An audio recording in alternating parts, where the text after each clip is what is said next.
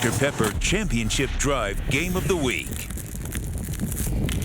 Welcome to college football on ABC, presented by Arby's. A 72-degree day in Norman, Oklahoma, as the fourth-ranked Sooners host Texas Tech. Oklahoma owns the nation's longest active winning streak at 16 straight entering today, and an 8-0 record in 2021. But it's been a bumpy road to an unbeaten record. 5 of the Sooners' wins have been by a touchdown or less. Struggled week 1 against Tulane. Came from behind to beat West Virginia. Trailed by 21 in the first quarter against Texas. That's when they made the quarterback change, going from Spencer Rattler to Caleb Williams.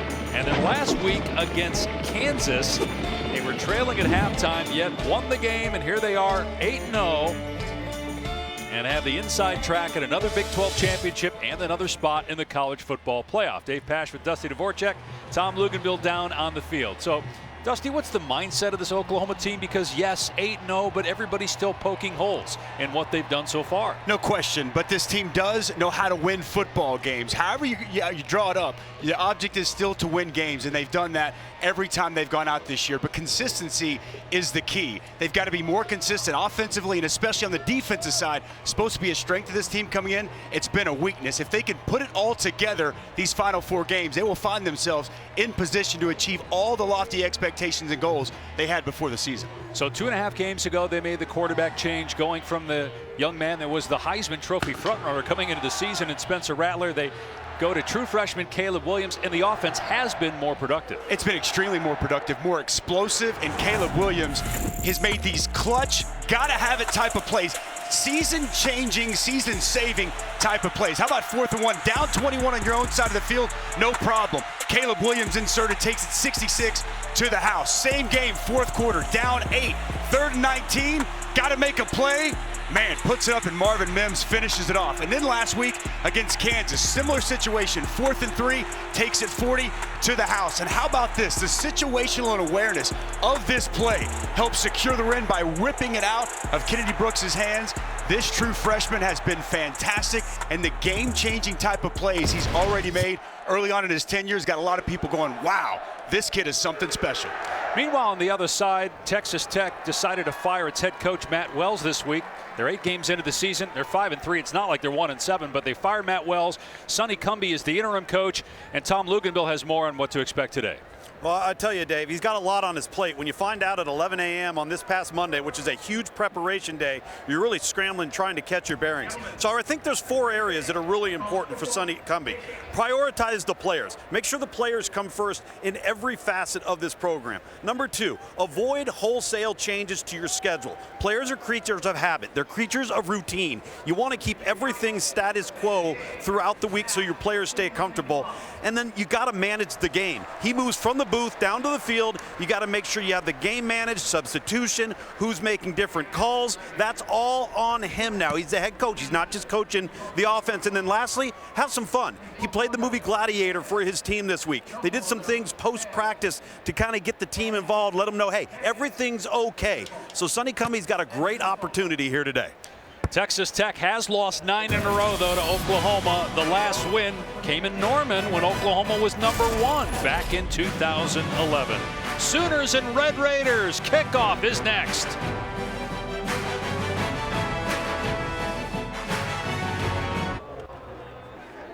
You're watching the Big 12 Conference on ESPN. A packed house here in Norman with Halloween tomorrow. And the Sooners ranked 4th in the country. They dropped a spot in the polls. The first college football playoff rankings will be Tuesday.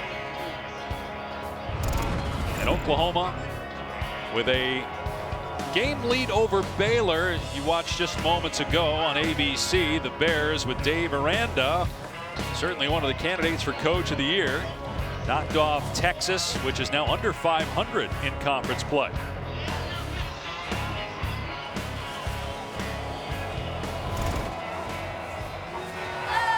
Texas Tech won the toss and elected to receive that Sooner defense, which a lot of people thought would be really good in 2021 has not been yet.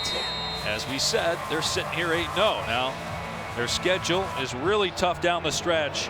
They have a bye week next week, then they go to Baylor, host Iowa State, and finish up with Bedlam at Oklahoma State. Gabe Burkich kicking it deep. This will be a touchback and come out to the 25-yard line. Tyler Shuck was the starting quarterback at the beginning of the year, but he got hurt in the Texas game, and Henry Colombi came in. He's from Hollywood, Florida. He's a senior. He started his collegiate career at Utah State. He played for Matt Wells there. Wells was the head coach at Texas Tech until Monday. Got fired. And he started the last 4 games, but he has just 1 touchdown during that stretch. They do have Donovan Smith, the redshirt freshman quarterback, that they like to use in the run game, but might we see more of Smith today as if Colombi struggles? He's taking a shot here on first down, and that pass was on the money and pulled in. It came out, though, as the receiver went out of bounds, Geiger, and so it is incomplete. Looked like Geiger had it until he went to the ground. Well, it's a perfectly placed ball by Henry Colombi, and Geiger catches the football as he's going out. Outstanding job there by Key Lawrence, making his first start at corner, knocking that ball away at the last second. Lawrence, a transfer from Tennessee. Play action, and a dump off to Price out in space. And Price is close to the first down. He's just short by a yard, so 3rd and 1 coming up. Good pursuit there by the Oklahoma defense. Tackling been an issue the last couple of weeks. Nice job in the open field by Miles Price. Guy they really starting to get in the fold more and more the last couple of games. Dynamic with the football in his hands. So Columbia had to go to the sideline to get the call from Sonny Cumbie, who is the interim head coach as well as the offensive coordinator and the quarterback's coach. Sonny played at Texas Tech, coached here for a while, then left for TCU for 7 years. In his first year back, and now the interim head coach. They run it on 3rd down and nowhere to go for SaRodorick Thompson. Pushed back by 3 Sooners, led by Isaiah Thomas, 4th down. Well, this is what this defensive line has been looking for. Watch Isaiah Thomas, going to create penetration and disruption. Splits the double team, gets into the backfield. Then Caleb Kelly, Brian Asamoah join him. It's one element of this defense that has to happen. The defensive line being active, getting up the field, penetrate, disruptive. Big stop there on 3rd and short. Build some confidence for this defensive line. Austin McNamara, who is a very good punter, on to boot it away. Mims has to move to his left, and it sails out of bounds. We're seeing where it crossed. Right at the 20-yard line. So Spencer Rattler was the Heisman frontrunner coming into the year. His numbers weren't terrible, but clearly the team had a different look when Caleb Williams came into the game against Texas, and they have not looked back offensively, although again that first half last week they did not score, but they put up 35 points in the second half, and Williams was a big reason why. He had a run play on 4th down for a touchdown, took the ball out of Kennedy Brooks' hands when it looked like they were going to get stopped for a loss on 4th down late in the game, and ended up getting a first down that sealed the win. Play action pass and a drop ball at the 25-yard line by Mims. 2nd down. And Caleb Williams is just giving this offense a spark. They needed some energy, needed some juice, and with both his play on the field and some of the intangibles he brings from a leadership perspective, got that infectious personality, it's really taken this offense to the level we're accustomed to seeing under Lincoln Riley.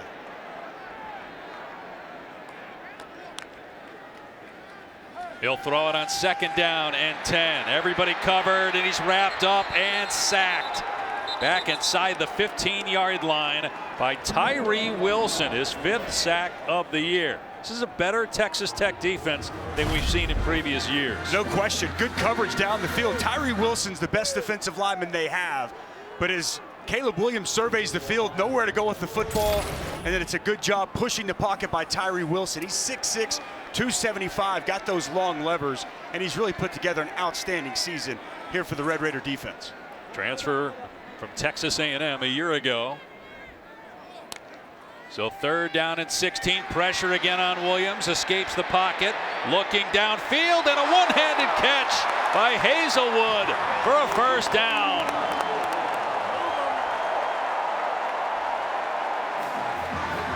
Wow, big time play here by Jadon Haselwood. First, it's Caleb Williams breaking the pocket, and you see Haselwood on the deep crossing route. One hand, no problem. What a play. And then on a wide receiver screen, they come back to Haselwood, and he loses a yard on the play. 32 catches now for Jadon Haselwood, who missed most of last year due to injury. Hey, Dusty, I'll tell you, I love it when they move the pocket, too, with Caleb Williams. His dynamic running ability really strains the defense. When you get him outside on the perimeter, you can't just defend pass because he can take off and run on you.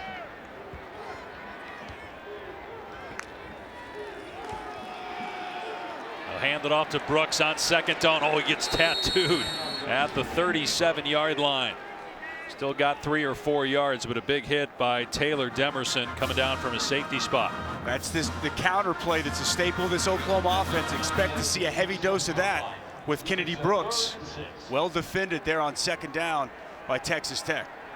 Lincoln Riley, 5th year as the head coach. Like Sonny Cumbie, he was a player, a walk-on at Texas Tech. Graduated from there in 2006. Low snap, picked up by Williams, in trouble. On the move, being chased, and fires it out of bounds. It's 4th down and 6, and Oklahoma will punt it. Bad snap here from Robert Conjul. In center right now. That ball is on the ground. Caleb Williams tries to scramble, make a play. Misfires to West on the sidelines, and big stop there for Keith Patterson and this Texas Tech defense. They better figure out how to block 95, Dusty. He's right up your alley at defensive tackle, causing all kinds of problems up the middle. Jalen Hutchings. The Michael Turk, normally an excellent punter. That's a wobbly kick that sails out of bounds. Turk averages 52 yards per punt. That's not what the Sooners were hoping for. No score early on a beautiful day in Norman.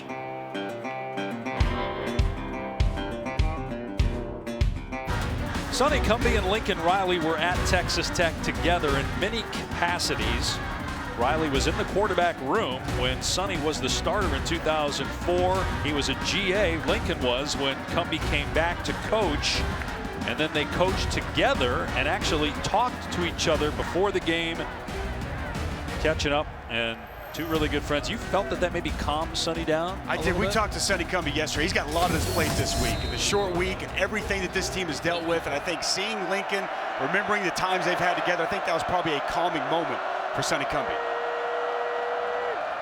Here's a swing pass behind the line of scrimmage. They're trying to get Ezukanma out in space. He's their best player, and he's knocked out of bounds into the Texas Tech bench by Asamoah after a gain of 9. I mean, one of the things that Sonny told us yesterday, he's like, look, some of the things that I have to worry about as a head coach, I'm not used to, but the biggest thing is I don't want to disrupt the players at all. I want everything to feel the same for the players going into this game, so they're not thinking about what's going on over on the sideline. Routine regimen, the exact same, and he talked about having energy, enthusiasm, and having fun today.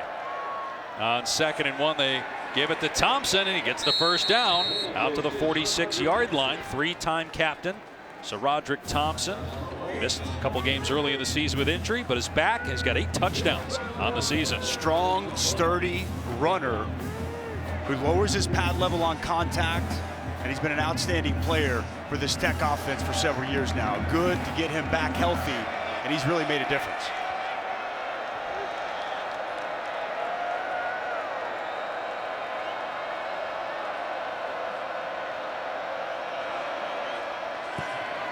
Play fake, and the pass is caught at the 49 of Oklahoma by Kalen Geiger. Sonny told us yesterday really wants to get both Geiger and Ezukanma involved more. They had a combined 3 catches for 3 yards combined last week in a loss to Kansas State.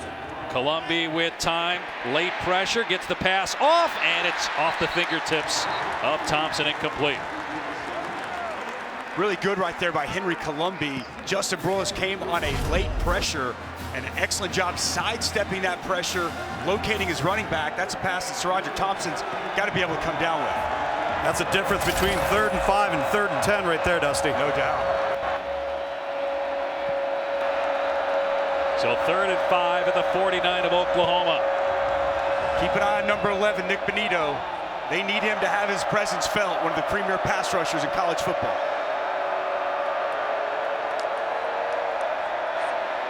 And Columbi's pass batted down, incomplete. And again, it's Isaiah Thomas. Well, you are taught as a defensive lineman on pass plays and quick game like this. If you're not going to get there, get your hands up. Isaiah Thomas recognizes quick game right there in the throw lane, gets his hand up. And the second time here early on third down, the senior defensive lineman with a big play. At 8.5 sacks a year ago. He's got a handful this year. McNamara to punt for the second time. Mims is the deep man. And the fair catch is made at the 5. 44-yard punt, no return. All right, time for today's Aflac trivia question. So we talked about Sonny Cumbie back in 2004 being the starting quarterback. They won the Holiday Bowl against Cal. Who was the quarterback that year for Cal? And if you don't know this, it means you're probably very young. I know it, but I mean, you don't want me to spoil it already, do you? This isn't even a hard one. Well, that's what I mean. You got to be really young easy and not remember 2004 to not know who was the quarterback for Cal back in 04. I'll give you a hint. He went on to be a pretty good NFL player. I think he's still playing. I believe so. You might have saw him the other night. I believe that I did in an unfortunate capacity with his team winning. Here's a pass out in space to true freshman Mario Williams, but it's well defended. Doesn't get much. 2 or 3.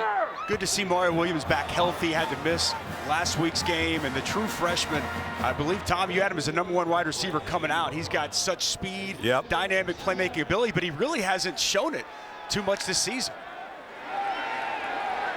Williams, everybody covered again. Now a receiver comes wide open. It's Drake Stoops. Out to the 40-yard line. A gain of 32 and a first down. Nice piece of route running here by Drake Stoops. Big soft spot in this zone, and Caleb Williams locates the sure-handed inside receiver. Nice job by Drake Stoops with a big explosive play here early. He had 3 catches against Kansas last week. Now 12 on the season. And here's Williams running the football, trying to get to the edge. Spins away from a defender. Out of bounds at the 45, but he's a dynamic runner. 4 rushing touchdowns on the season for Williams. Was quarterback counter going to pull backside guard, backside tackle, well blocked. And a little B button spin move there by Caleb Williams before he's escorted out of bounds. So dangerous as a runner, like that thick lower build, and you can see he's got some moves to go along with it. So on 2nd down and 4, get a flag offside, taking the shot here, and thrown out of bounds. Another flag is thrown. Boy, that had to be uncatchable downfield, though. The pass was thrown out of bounds to West with Malik Dunlap in coverage. Smart there by Caleb Williams, sees the offsides, knows he's got a free play, take your shot. And then Malik Dunlap's got to know exactly where he's at. The discussion over here, I think, is exactly what you mentioned there, Dave. Was that ball catchable? There are 2 fouls on the play, both by the defense. Offside, number 90, defense. That penalty is declined. Pass interference, number 8, defense. That penalty will be enforced. 15 yards previous spot, automatic. First down. Malik Dunlap never gets his head turned around. A little shove to Trayvon West as he goes out of bounds, but isn't that the definition of uncatchable? When you catch the ball 4 yards out of bounds, whether you're pushed or not? I would say yes. It definitely appeared that he would have needed a go-go gadget arm to be able to go up and get that one. So first down to the Texas Tech 40-yard line. Oklahoma in Red Raider territory for the first time today. And it's play action for Williams. Setting up and throwing deep. Overshooting the intended receiver. Trayvon West took another shot to West. Take a look at these impacts. Kennedy Brooks has had such an impact on this season, well on his way to his 3rd 1,000-yard year. And then Tyree Wilson, we've already called his name a couple of times here early. He's done an excellent job so far. Now 5 sacks on the season. He really has been a key cog in the defensive line for Keith Patterson's defense. This is an improved Texas Tech defense. Really the only time they had a bad day was against Texas. They gave up 70, although wasn't entirely by the defense. Coming across the middle is Hazelwood with some running room inside the 25 and dropped at the 23-yard line. First down, a gain of 17. Essentially just a little underneath screen. You'll see Drake Stoops come across. And since that pass is thrown at or behind the line of scrimmage, you can block with that ball in the air. Well executed and drawn up play there by the Sooners. Sixth play of the drive coming up here for Oklahoma. Williams gonna keep it, and he gets upended at the line of scrimmage by Eric Monroe. That's well played there by Texas Tech. He wanted to check it down in the flats to Eric Gray. He was defended. Caleb Williams recognized it, and good pursuit to the football from the Red Raider defense. They're on the cusp of the red zone where they are the #1 team in the country. 45 red zone trips. 34 of those have gone for touchdowns. They're at the 22 right now, second down and 9.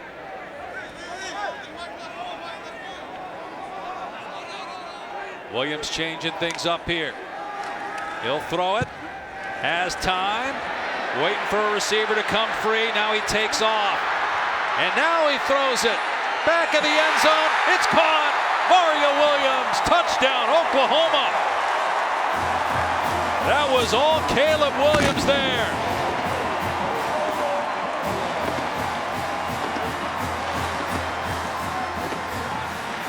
Well, you called it, partner. This is all Caleb Williams. He checks at the line of scrimmage. He wanted to go to Hazelwood in the one-on-one. It was well covered. Nobody's open down the field, and Houdini gets out of it, and then Mario Williams comes open in the corner of the end zone. True freshman to true freshman. Big-time play by Caleb Williams, and a confidence-building type of catch there for the freshman, Mario Williams. Third touchdown catch for Williams. Mario Williams, 9th touchdown pass for Caleb Williams, no relation. And the point after by Burkich makes it 7-0 Sooners. Well, this freshman has put on a show so far, and nothing changes here. Nowhere to go with the football, buy some time, and it's the Sooners on top early here in Norman.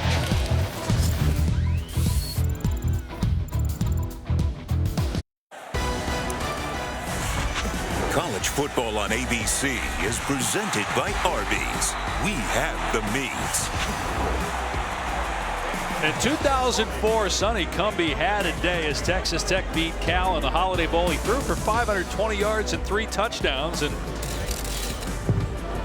we answer the Aflac trivia question: who was the quarterback for Cal that he beat that day in 2004? A-Rod, Mr. Aaron Rodgers. You were there the other night, calling your Cardinals against the Packers. That was a heck of a ball game. 17 years later, he's still playing. 37 years old, Aaron Rodgers. Sonny Cumbie, meanwhile, now the interim head coach of Texas Tech after Matt Wells was fired in the middle of his 3rd season with a 13-17 record. They're 1 win away from being bowl eligible for the first time since 2017. Geiger will run it out here for Texas Tech, and he gets leveled. And the ball comes out at the 17-yard line, and the Sooners say they have it. What a huge hit on special teams.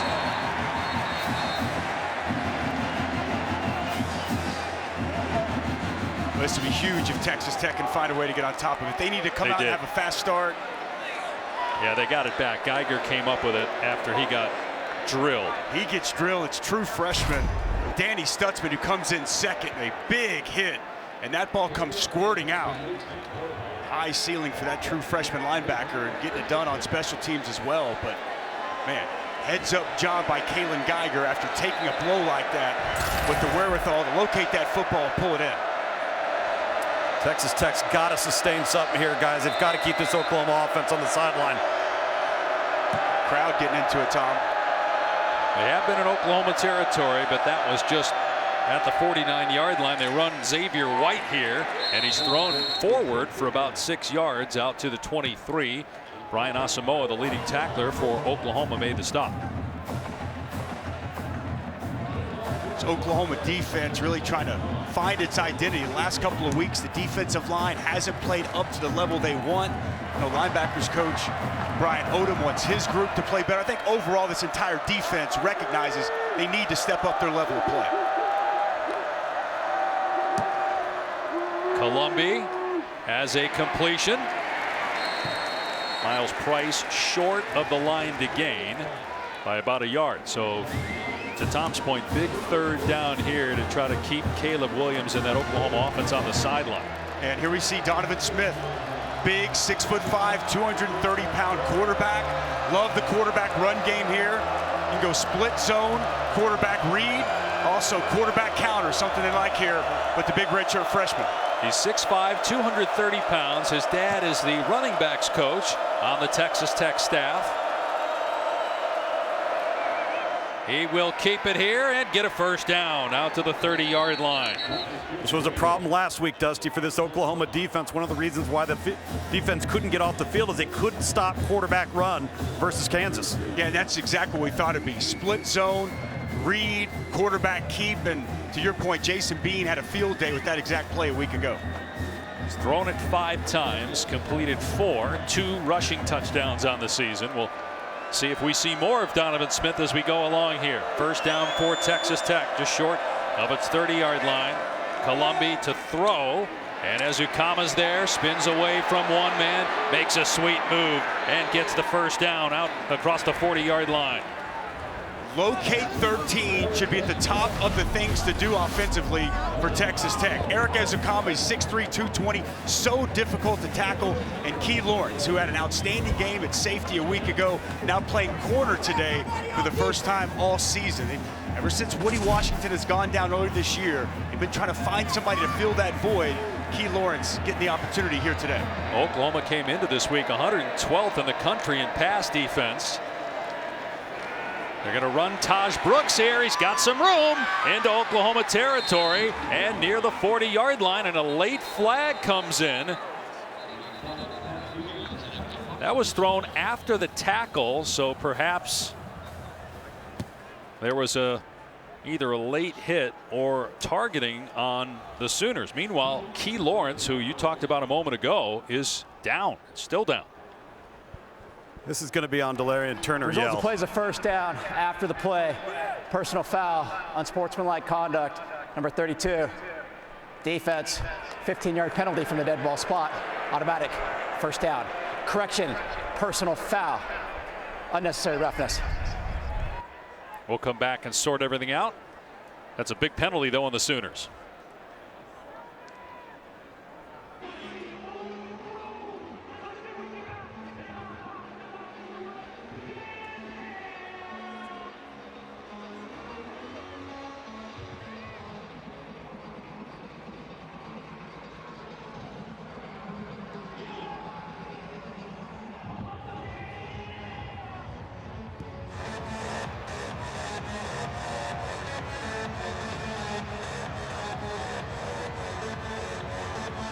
Going to be really interesting to see where Michigan State is when the first college football playoff rankings come out on Tuesday. What a job Mel Tucker has done in East Lansing. No doubt. Huge win there today. Came from behind, find a way to get the victory. Interesting to see where they wind up on Tuesday. Meanwhile, Turner Yell for Oklahoma, a late hit away from the ball. That was the 15-yard penalty, and Texas Tech having success running the ball on this Oklahoma defense. That's Taj Brooks for almost 7 yards. They're over 40 rushing yards already with 5 different ball carriers so far. Yeah, way too much push up front right now. If you're the Oklahoma defensive line, really nice job by this Texas Tech offensive line, having their way, getting good push, really allowing themselves to get to the edge. Now Xavier White is in the game at tailback on 2nd and 4, and he gets the call straight ahead, grabbed by Isaiah Thomas at the 19-yard line, but second effort is close to a first down. We'll see, though, do they rule forward progress was stopped? They spot it about a yard short of the line to gain. Physical piece of running there by Xavier White, refusing to go down. And Isaiah Thomas has to check out of this game as his helmet came off. That's big to not have him on the field here, although they did give Texas Tech a first down with that second effort run. And defensively right now, guys, Oklahoma is so concerned about the quarterback keep because of last week that they're voiding areas inside tackle to tackle. Play fake, Colombi, fade. Oh, what a catch! Ezukama, hang on. It's a touchdown for Texas Tech. I don't know how he pulled that ball away from Jaden Davis and Delarian Turner-Yell. Wow, how about this pass? Strong hands bringing it in, possessing it through. The contact with the ground, outstanding. Individual effort by Eric Ezukama. Does that ball move at all? Man. See Jaden Davis try to get his hand on. Looks like he secured possession all the way through the process of that catch, Dave. What an incredible grab by Ezukama. Second receiving touchdown of the season. First team all Big 12 last year.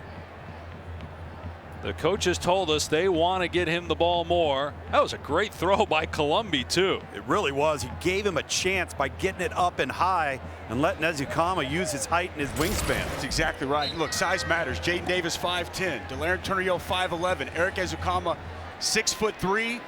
That ball up there for him to pluck out of the air. And to beat a team like Oklahoma, as the extra point is good, you need somebody to make something happen, make a play. Caleb Williams did for Oklahoma, Ezukama just did for Texas Tech.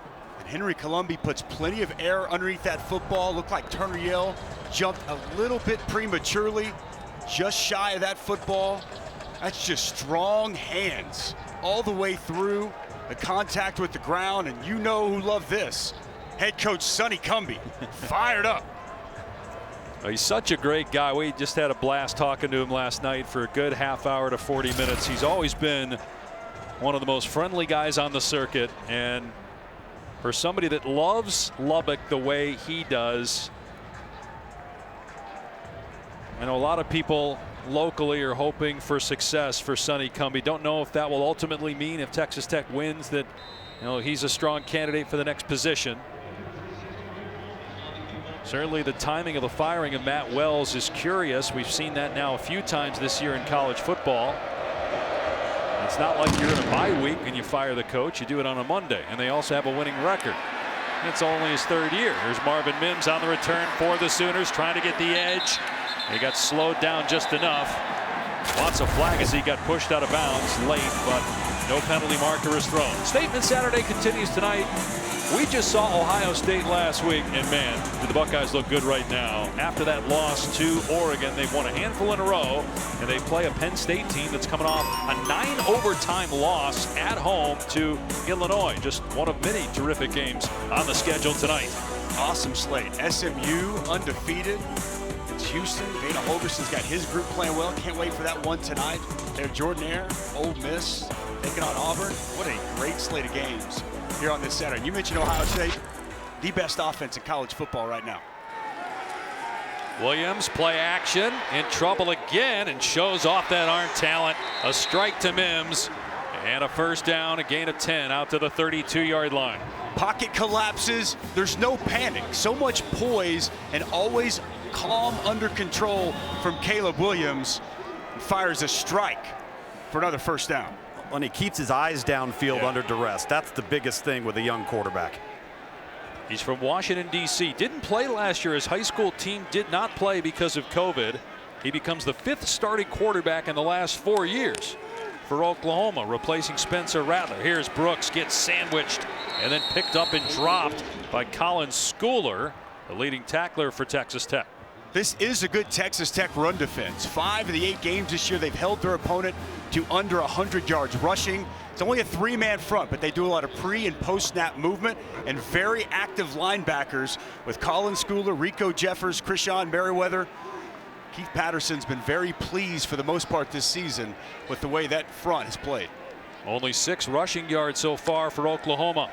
Now they have thrown it a lot, and they will here. Williams puts it on the money to Mims inside the 40-yard line. Mims trying to get away from the defender into the end zone for the Oklahoma touchdown.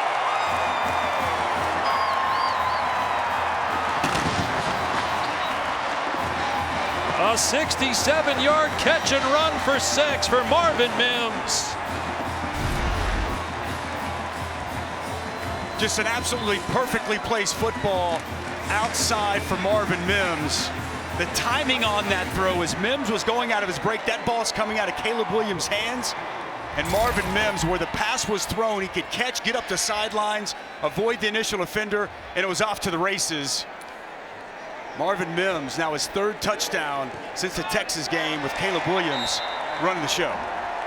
The Oklahoma coaches wanted to get Marvin Mims the ball more here today after just 1 catch against Kansas and 2 against TCU 2 weeks ago.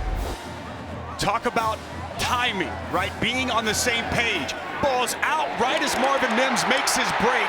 That's an indefensible play. It's not poorly covered. It was bad on the tackle.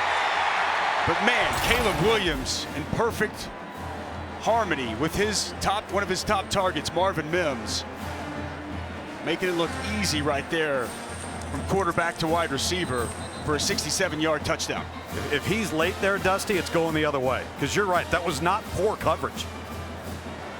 No, exactly, Tom. I mean, that's practice, right? That's getting together with your guys. That's a practice field. That's throwing before practice, working on those route combinations. And the more and more practice reps, game reps Caleb Williams gets, you would expect, Tom, we're going to continue to see more of that. The accuracy is going to increase. The confidence is going to increase. You're going to see more explosives like that when you feel like you've got a feel for where your guy's going to be all the time. The move to go to Caleb Williams was in part about Spencer Rattler, but it was also about Caleb Williams and how talented this coaching staff feels Williams is, and we have seen that on full display here since the Texas game. This one will sail into the end zone for a touchback. Texas Tech will start on the 25. Big 12 now on ESPN Plus is a must-have for Big 12 fans. The Big 12 Women's Soccer Championship starts Sunday with quarterfinal action beginning at 12:30 Eastern. And the college basketball season starts November 9th. You'll get more than 180 men's and women's games this season. If you're a Big 12 fan, you got to have it. Sign up today at ESPNplus.com/Big12Now. Oklahoma 5-0 in conference play. Baylor a game back at 4-1 after the Bears knocked off Texas. Oklahoma State and Iowa State both 3-1. Iowa State playing West Virginia. We'll update that score and we have a final there. Texas Tech with a first down from its 25, and Colombi taking a shot downfield, some hand fighting, and the ball thrown just behind the intended target, Ezukanma, who wanted a penalty on Key Lawrence, who was injured earlier but is back on the field. Okay, good sign for Oklahoma. Key Lawrence is back out there. I know Ezukanma was wanting a flag. Ezukanma's pushing on Lawrence as much as Lawrence on him. That ball just underthrown, and Ezukanma tries to work back to it, but the pass clearly underthrown by Henry Colombi. Well, look how much better that matchup is, Dusty, because now you got 6'2 versus 6'3 instead of 5'10 versus 6'3. Exactly right. Part of the reason I think they made the move this week. Colombi to throw here on second down. That one is on target, and it's a first down out to the 40-yard line. J.J. Sparkman had 1 catch all year. Pretty impressive job after the catch, dragging a defender, DJ Graham, with him for 15 yards. Tight window throw on the slant, and that was a bullet from Henry Colombi. And how about the extra effort fighting for those yards? Big pickup on second down. We'll have to run one more play here in the first quarter.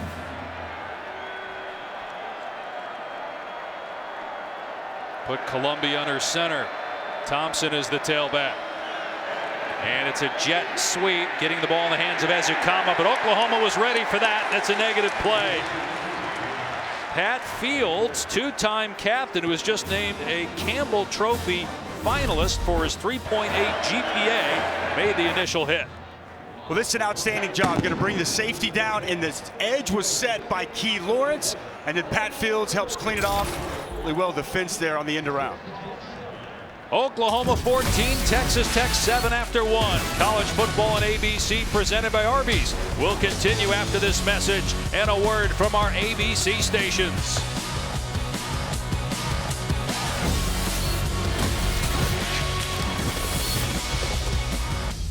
Welcome back to College Football on ABC, presented by Arby's, as we continue Dr. Pepper's Championship Drive Game of the Week.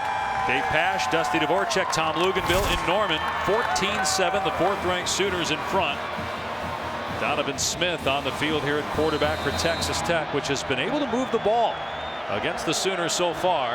A negative play, though, on first down on a jet sweep to Ezekama. And on 2nd and 11, here's Thompson off the right side, and they track him down and take him to the ground after a gain of 2. Perrion Winfrey, along with true freshman Danny Stutzman. And this defensive line needs Perrion Winfrey to be a penetrator, a disruptor. At times this year, you go back to the Texas game, that's what he was. There was a lot of hype and expectation. He hasn't consistently done it. If he can get to that point, he changes the outlook of this Oklahoma defense. #1 junior college recruit a year ago, and was named second team All Big 12 afterwards. Henry Colombi back on the field, and a great adjustment by Sparkman, but he couldn't come down with it. Key Lawrence in coverage for the Sooners, 4th down. Well, you mentioned it. Excellent job by Sparkman adjusting to that football. But Key Lawrence in good position.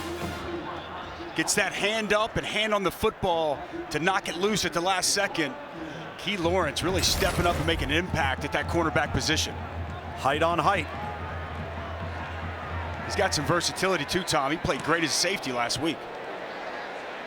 McNamara with a moonshot. That thing way up there, and the fair catch made inside the 10 by Marvin Mims. Now a quick word from Cheez-It. The Hall of Cheese is here to honor fans as dedicated to college football as Cheez-It is to cheese. If that's you, use the hashtag MVCheese contest to show us why you're worthy. So a 58-yard punt. Oklahoma will start this drive from its 9, but earlier it started a drive on its 5 and went the length of the field for its longest drive of the season.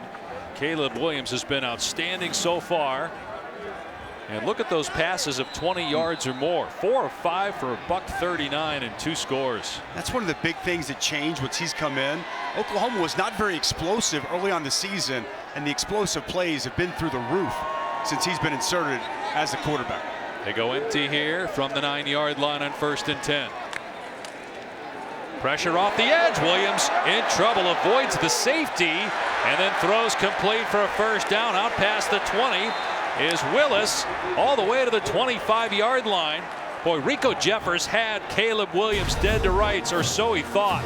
Yeah, coming right off the edge, and look, Keith Patterson loves to dial it up, and when you get that opportunity, you got to make it count. Missed opportunity by Rico Jeffers, and Caleb Williams makes them pay.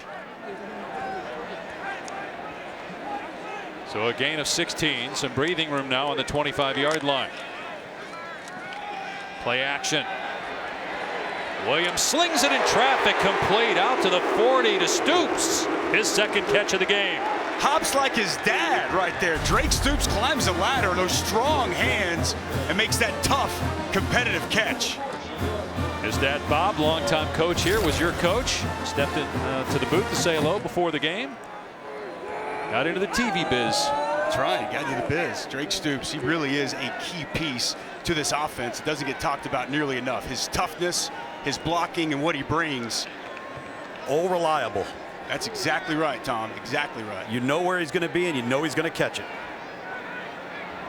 So 1st down on the OU 39, leading 14-7. A rare run play here in the 1st half, and Brooks does not get much, maybe 2.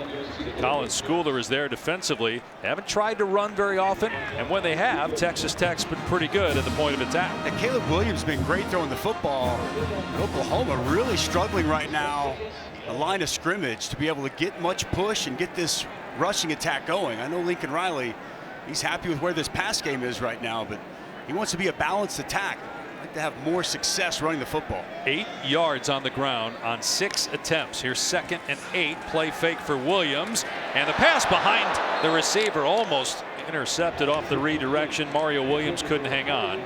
3rd down and 8 for Oklahoma, which is 8-0 on the year, winning 16 straight. Longest active streak in the country. Yeah, rare misfire there from Caleb Williams, and he had Mario Williams wide open, middle of the field on the slant. That pass behind him, and Oklahoma fortunate on the tip drill. That ball wasn't picked off.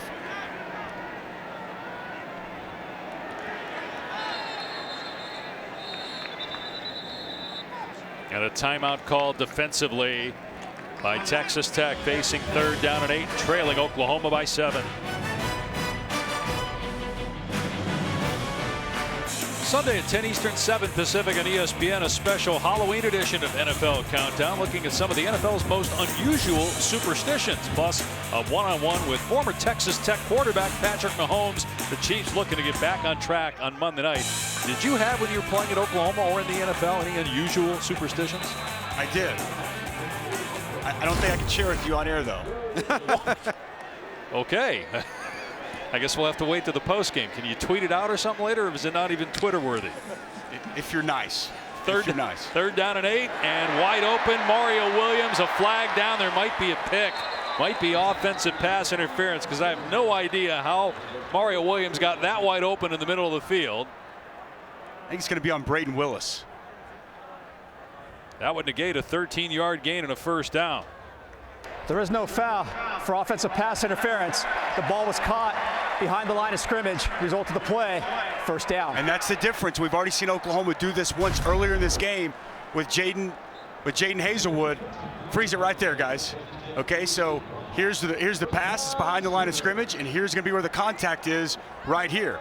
Yep. As you see Mario Williams work his way back, it's behind the line of scrimmage. No foul. Good job by the officiating crew talking through that and getting the call right. And well coached. Absolutely. Worked on a lot in practice to make sure that you do that correctly.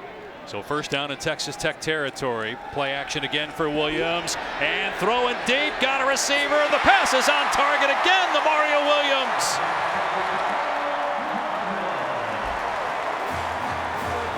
Down inside the 10-yard line. Well, it's been the Mario Williams show here so far. Good protection by the offensive line. And Caleb Williams finds his target. Open on the sidelines, gets behind the coverage with that speed.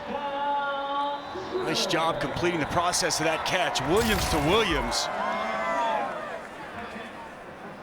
They've scored on each of their last 39 red zone trips.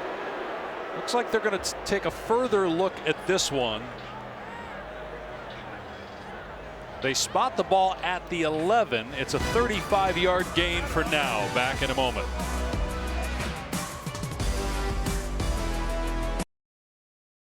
Great guest list for the Mannings tonight. You've reached Peyton and Eli. Leave a message. This is Liam Neeson. I have a very particular set of skills, none of which involves watching game film. Watch Peyton and Eli. You never know who will drop by. The great Frank Caliendo promoting Monday night at 8 Eastern Time, ESPN2, Peyton and Eli. And then over on ESPN, Steve Levy, Brian Griese, Louis Riddick will have the call. Former Red Raider quarterback Patrick Mahomes and the Chiefs, who are 3-4, taking on the New York Giants. Monday Night Countdown kicks us off at 6 Eastern Time. Hey, let's take a look at this last play. Mario Williams is called a slant and go. Double move, gets the defensive back completely turned around. Excellent piece of route running, and Caleb Williams finds Mario Williams. 4 for 73 and a touchdown already in this 1st half for Mario Williams. They confirmed that it was a catch via replay. It didn't take very long, and now Williams keeps it here on 1st down, bottled up after a short gain. Schooler is there defensively. It'll be 2nd and goal. They did move the ball forward. They originally had it marked outside the 10, but they did move it to the 10, making it a goal-to-go situation. Nice piece of defense there. Krishan Merriweather played that perfect, and then Colin Schooler comes up with a big hit on Caleb Williams. That was a long, drawn-out fake, too. That was tough to stick with defensively. Nice discipline. 8th play of the drive. This one started at the 9. They already have a touchdown drive where they began at the 5. Williams in trouble, gets out of there again, throwing on the run, and it's caught for a touchdown by Braden Willis. But my, oh my, Caleb Williams continues to entertain. I mean, this guy is so dangerous. It's a great rush inside, Jalen Hutchings, and then a quick sidestep from Caleb Williams. Eyes down the field, and if you're in the secondary, you want to come up and help, but you better stay plastered to your man if you're in this Texas Tech secondary today. And Caleb Williams is moving around because his eyes are down the field, and if you leave your man and he's open, he's going to locate him and find him.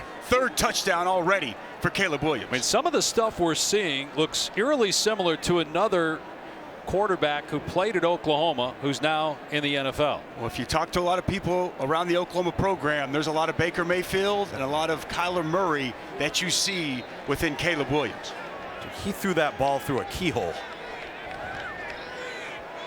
Burkett on for the point after to make it 21-7 Oklahoma. Braden Willis with his first touchdown catch of the year, and Caleb Williams already with 3 passing touchdowns. The true freshman's on fire in the first half. Well-placed ball to Mario Williams. And then, man, as good as he is from the pocket, even better on the move. It's all Sooners early.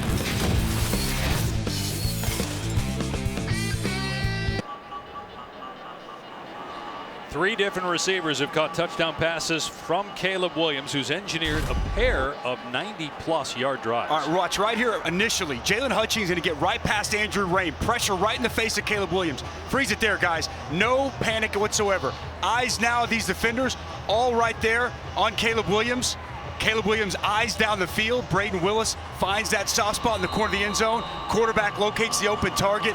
He makes it so difficult. Can sidestep pressure, keeps his eyes down the field. And as a defender, you want to come up and help because you think you can run. You lose sight of your receiver, and it's pitch and catch from quarterback to tight end right there.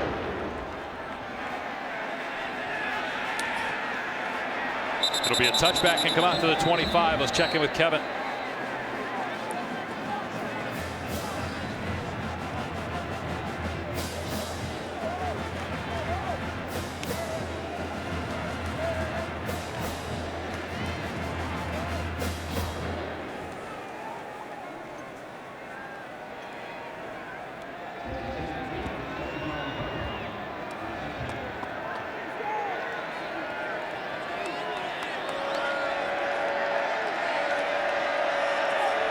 But wow, guys, that catch was as good as it gets as Texas Tech comes back and runs Taj Brooks. He should have lost yardage, but bounced off defenders and ends up gaining 2. That's the true freshman Ethan Downs with some serious penetration off the backside. Disrupts the pool scheme, completely blows up that play. And Brooks fortunate to get positive yardage. That had negative play written all over it.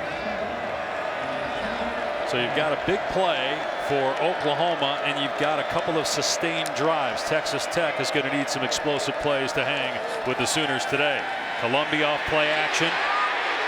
Flag down, so is Columbia. After minimal gain, flag thrown in the area of offensive holding. They might get TJ Storment. He got a little bit too much jersey there on the true freshman Ethan Downs coming off the edge. Holding, number 51, offense, 10-yard penalty, previous spot, still second down. It is on Storment this season, along with their contributions to university's general scholarship funds. For every field goal and extra point made, Allstate will also be donating to the American Red Cross to help with disaster relief efforts. Thank you, Allstate. Spectacular day here in Norman. 72 degrees at kickoff. Dave Pasch, Dusty Dvorak, Tom Luginbill. The first college football playoff rankings come out Tuesday. Michigan State with a huge win today. One of the best wins for any team yet in college football. So depending on what happens in front of the Spartans, who in the polls this week are number 8, we'll see where they end up in the first rankings. The three of us will give our rankings in the second half. I think you might be surprised where I put Michigan State. Little T. 2nd and 18. Columbia from the pocket. And the pass on the money out to the 31-yard line to Ezukama. So they get a chunk of it back and put them in third and manageable. Third and about 4. Nice job by this Texas Tech offensive line. Good protection. Just a 3-man rush. Henry Columbia steps into that throw. And Eric Ezukama, nice job completing the process through that hit. They got to keep targeting him, man. No doubt. So far, he's carried the ball 2 times. They have thrown to Ezukama 4 times with 3 catches, including a touchdown.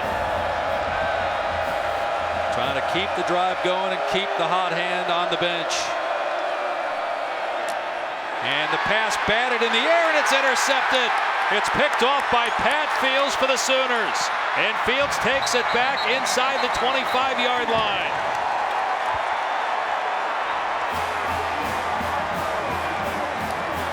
Well, it's the second time today on a 3rd down. Isaiah Thomas recognizes he's not going to get to the quarterback, and watch him right here. Going to shut it down, get his hand up right in the throwing lane, hand up, ball's in the air, then it's just a tip drill, and it's Patrick Fields in perfect position to get a takeaway for the Sooners. Isaiah Thomas, his veteran leadership, his productivity, third time today on third down, he's come up with a big play, and the Sooners now in prime real estate looking to blow this thing open. We didn't know what to expect from Oklahoma today, especially after how lackluster they looked in that first half against Kansas. It feels like they are dialed in and engaged, though, here today, unlike what we've seen the last few games. Coaching staff said both sides of the ball. It was the most competitive week of practice they've had all year. From the 17-yard line, here's Kennedy Brooks breaking a tackle and then push back at the 12-yard line. Gain of a handful on first down. So only 3 interceptions for Oklahoma coming into today, but they get one there thanks to the great play by Isaiah Thomas, his second pass defended, and Pat Fields' first interception of the season. Big area that Alex Grinch was harping on, wanted to try to create more interceptions. Done an excellent job ripping at the ball. 9 fumble recoveries on the season, and a bulk of those forced. Defensive coordinator is going to be happy about that takeaway.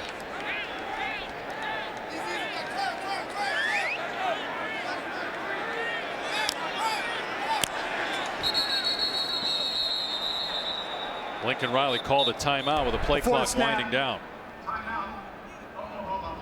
So that will leave the Sooners with 2 midway through the second quarter and a 14-point lead.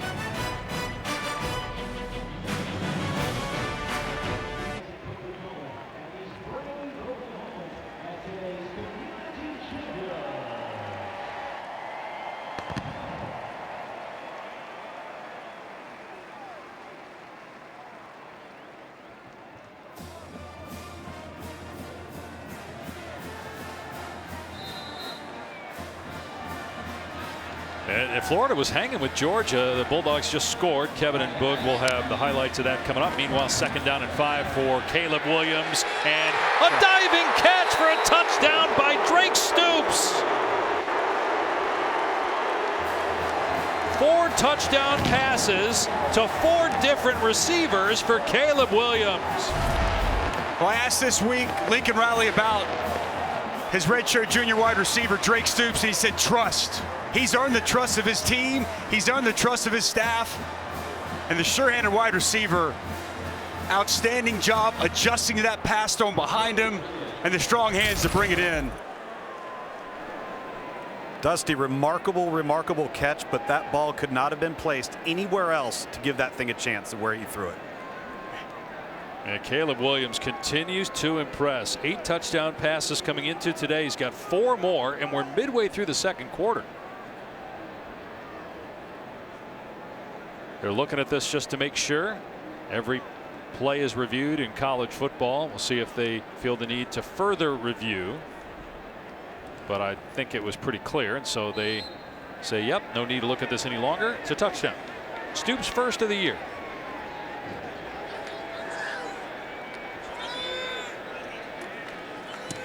Burkich puts it through, and you wonder with Texas Tech getting its head coach fired earlier this week what kind of resolve this team will have now down 21. Well, here's the interception that set up the touchdown. Isaiah Thomas on third down shuts down the rush, not going to get there. Quick game gets his hands up. Pat Fields in position, and as Tom mentioned, a very well placed football from Caleb Williams, and Drake Stoops with an acrobatic type of catch bringing it in for the first touchdown pass of the day for Caleb Williams.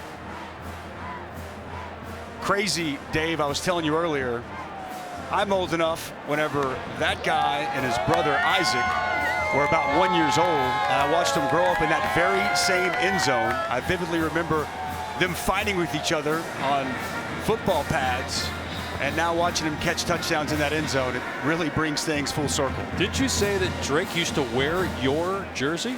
Helmet like that. I give him my helmet to play with. Okay. Drake and Isaac, they'd always be scrapping around. 2 tough kids. I was going to say, if it was your jersey, you probably would. You could probably fit it on both of those guys. Probably so. 2 of them fit in the one jersey. What are you saying, Dave? Saying that I was a big fat guy. I think I'm just saying that they were young is what I was saying. They were small. I think both can be true. I think both can be true. Well, we may have some highlights of you at Oklahoma, and we'll let America determine. Be a touchback, come out to the 25. All right, so let's take a look back at the All-America career of Dusty Dvorak. Oh boy, with the hair at Oklahoma. We've seen people posting, pass rushers posting on Twitter, graveyard with the names of quarterbacks that they've eaten alive. We have been at Dusty's house here in Norman. There are actual gravestones. They're not fake. Actual gravestones in Dusty's front yard. I think they're actually Why are you giving away my secrets? There. Why are you giving away my secrets? Man, there's going to be people coming to my house looking for dead bodies. So, but if you see the clean-cut All-America look at Dusty Dvorak, just remember one time he was All-American linebacker with hair down to his belt. As the ball came out, they're going to rule the runner Thompson down, though. Fields had the ball. He just had an interception on the last series. Nose tackle, not linebacker. I wish. I wish I was. I didn't. Maybe now. Yes. Maybe now I'm a linebacker. As we take a look at this play, knees down. Ball is still in possession of Sir Roderick Thompson. Yes, that was a complete misspeak on the linebacker. Take it as a compliment. All right. Fair enough. 2nd and 10 for Texas Tech.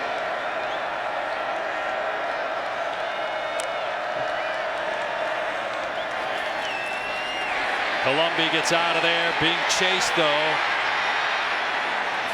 And now just scoots out of play. Ran into his bench and a flag is thrown and Colombi's down. He got hit late on the sideline. There's not much room over there for the opposing players between where they're standing and where the stands begin. That was Reggie Grimes here. Didn't get a lot of them though. I just think the collision was. I mean, he's got 1 foot almost in and 1 foot out as he's going out of bounds. Reggie Grimes just a slight push, and you hope Henry Colombi's okay. It's a ticky-tack personal foul on the far sidelines. Donovan Smith is going in at quarterback as they look at Colombi. See if this provides a spark for Texas Tech. Try not to get blown out here in the first half. Down 3 scores. Plenty of time. And Smith very capable. The coaches are high on him. We've seen him for a couple snaps so far in this game. And Sonny Cumbie told us yesterday he's got a great arm, right? He said he's very confident in his ability to throw the football down the field. We know he's an outstanding athlete. And mix in a little bit of pass here for Donovan Smith.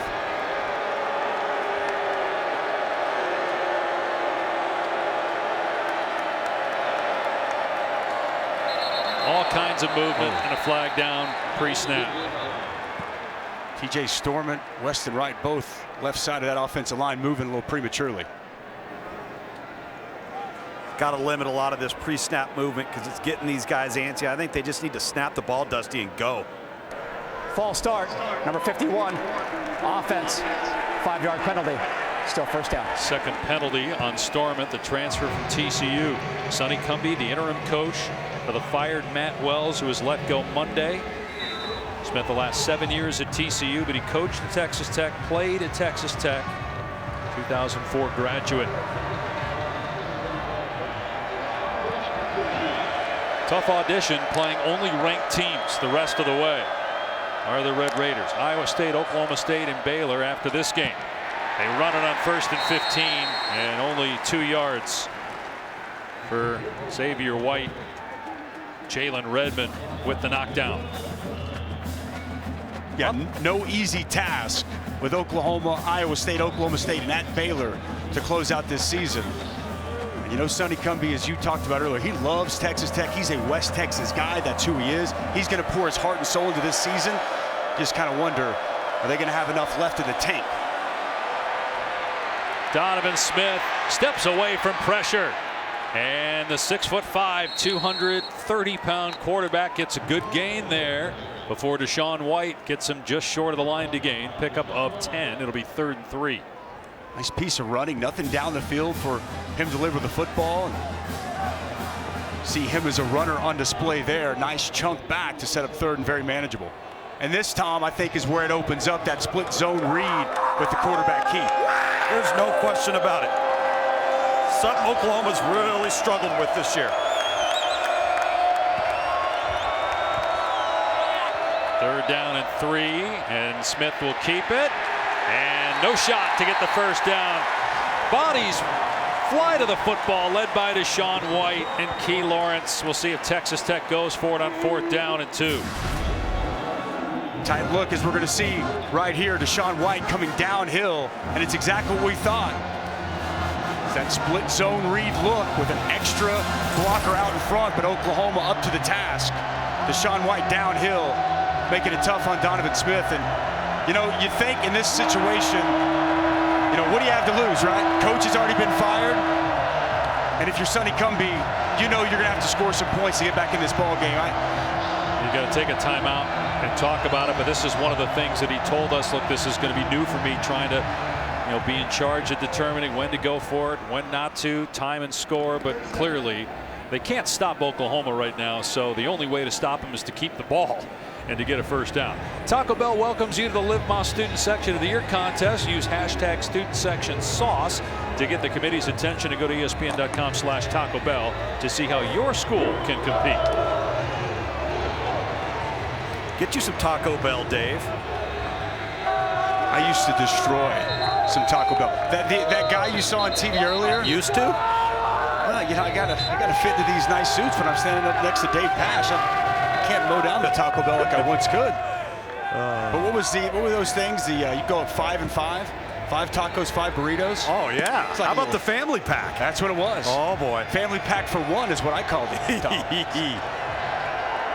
They renamed it here in Norman from Family Pack to Dusty Pack when he just would devour all of them in one sitting. 4th and 2 for Texas Tech at its 48-yard line with Donovan Smith, the backup quarterback, in the game. And now Oklahoma called a timeout. Before the snap, timeout, Oklahoma, 2nd of the half. Lincoln Riley either wanted to see how they were aligned defensively or didn't like what he saw. In fact, Alex Grinch, one of the assistant coaches anyway, was talking to Key Lawrence, who may have been out of alignment. So we started the telecast by talking about Oklahoma, a bumpy road to get to 8-0, but they look like a top 5 team the way they're playing so far in this game. Yeah, they do, you know, and that's what I think Lincoln Riley's been waiting for. Consistency, right? And to play a complementary style of football. Really, if you think about this season for Oklahoma, you can point to the second half against Texas, the only time you've seen the Oklahoma offense and defense clicking on all cylinders. And look, it was kind of a soul-searching type of week, I think, on both sides of the football. Where do we want to go? Who do we want to be? Coaches said it was the most competitive week of practice, and this team so far has responded here against Texas Tech. No, Dave, to your point, Alex Grinch, the defensive coordinator, Key Lawrence, number 12, who's played a vital role today, was misaligned. And they wanted to make sure they got him lined up correctly. This is a critical down. I think they know defensively, they get this ball back right here. Texas Tech's in bigger trouble. Yep. No question. A chance to go 35-7 at halftime, put it away. First things first, trying to get a stop here.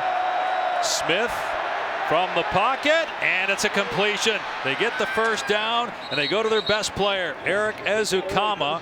Credit Donovan Smith hanging in there, delivering a strike on 4th and 2 and getting 15 yards. Yeah, it's man-to-man coverage, and this is Ezukanma just running away from DJ Graham on the shallow cross, and Donovan Smith poised, stood right there in the pocket, saw Ezukanma come open, and a big conversion on 4th down. Keep feeding 13 the football. Henry Colombi banged up. Donovan Smith in at quarterback. He'll throw it again here. Rolling out on 1st down. Throwing on the run, and nice catch. Miles Price looked like he may have tipped it to himself. Wow. And a gain of 14. Well, this game has put together some spectacular catches. What a heads-up play by Miles Price. That ball put out in front. He can get the left hand on it, a little tip drill, and possession before he scoots out of bounds. Great concentration on the sidelines by Price. And great poise right here from quarterback Donovan Smith. Inside the 25 of Oklahoma. 1 timeout remaining. 2.5 to go here till halftime. And Xavier White, big hole between the tackles. Picks up 9 yards. They have been able to run the ball. So if they can score here, get it to 14 points, and just get some kind of a stop defensively, maybe they can keep Caleb Williams and the Oklahoma offense on the sideline. And, you know, what you just mentioned there is something that Kansas did and a lot of teams have done. Slow it down, possess the football. Last week, Oklahoma had 8 possessions. Texas Tech, a little bit more up-tempo here today, but you're right. A score here gets them right back in this ballgame. Where it looked like maybe they were going to get blown out of the gym. They run White, first down, cut back inside the 10, down to the 6-yard line. Another good run. First and goal. Back-to-back plays, nice job up front, the left side of that offensive line. Josh Berger getting some push, Weston Wright, Dawson Deaton. Good response here from Donovan Smith since he's been inserted into this drive. Maybe they'll keep running it here, not give Oklahoma any time with the football back. The Sooners will start the second half with the ball. QB run game. Oh, man. But a flag. Another pre-snap penalty on Texas Tech. Caleb Rogers, the right tackle, looked like he moved. False start, number 76. Offense, 5-yard penalty, still first down. That'll put him outside the 10. Texas Tech had a lead last week, lost to Kansas State. You wonder if they win that game and you're 6-2 and 3-2 in conference play. Is Matt Wells still the head coach? Yes, he would be. And it's crazy to me that there's a 3rd and 34 in that game that's a questionable legal hands to the face, and ultimately that costs a good man his job. So first down and goal from the 12. And Smith with a high percentage throw, but Price in trouble. He's going to lose yardage. 3-yard setback. And the Sooners were all over that. Deshaun White leading the way. And this is what Alex Grinch wants to see. Pursuit to the football. Intentional strain to the ball. It's an outstanding job of just giving effort, running to the football, and making a play. You know what, Dusty, too? He talked about effort not being an issue. They're an effort-based defense, but it was making the play after the effort when the play is there to be made that's been lacking. Competitive effort, I think, is what he talked about, Tom. The timeout taken. We'll see who called the timeout. It is Texas Tech. So that's the last timeout for the Red Raiders. 35 seconds to go. They have a 2nd and goal on the 15. Our big lineup continues tonight. Saturday Night Football on ABC. It's Penn State and Ohio State from Columbus. Monday night, Chiefs, Giants on ESPN. And Pete and Eli will be over on ESPN2 breaking it all down. It's all available as well on the ESPN app.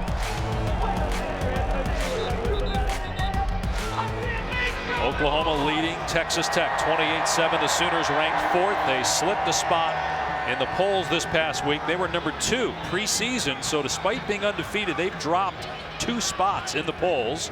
They had a quarterback change going from Spencer Rattler to Caleb Williams in the Texas game. They were down 28-7 in that game in the first quarter, came back to win. Had a couple other close calls, but they've been dominant so far in this game. 2nd and goal for Donovan Smith, the Texas Tech quarterback. Instead, it's a jet sweep to Geiger, in trouble. Another tackle for a loss.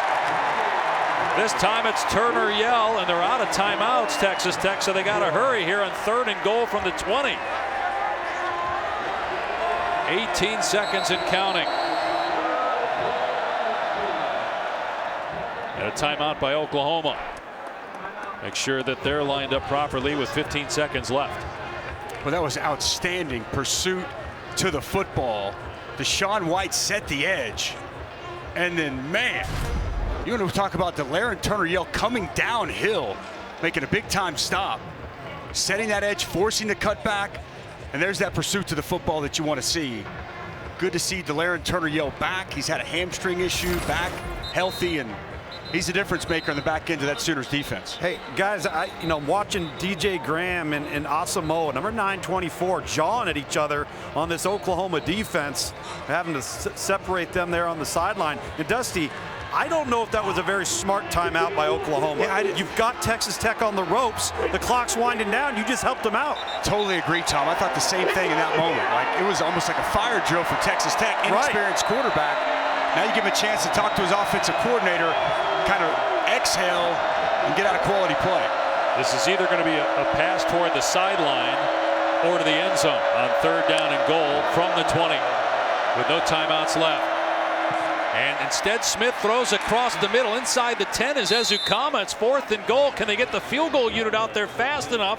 6, 5, 4. Trying to get set up here with 2, with 1. The kicker's not even out there. They snap it. There's a flag. And the half comes to an end. This is the end. 2nd quarter. Players hold.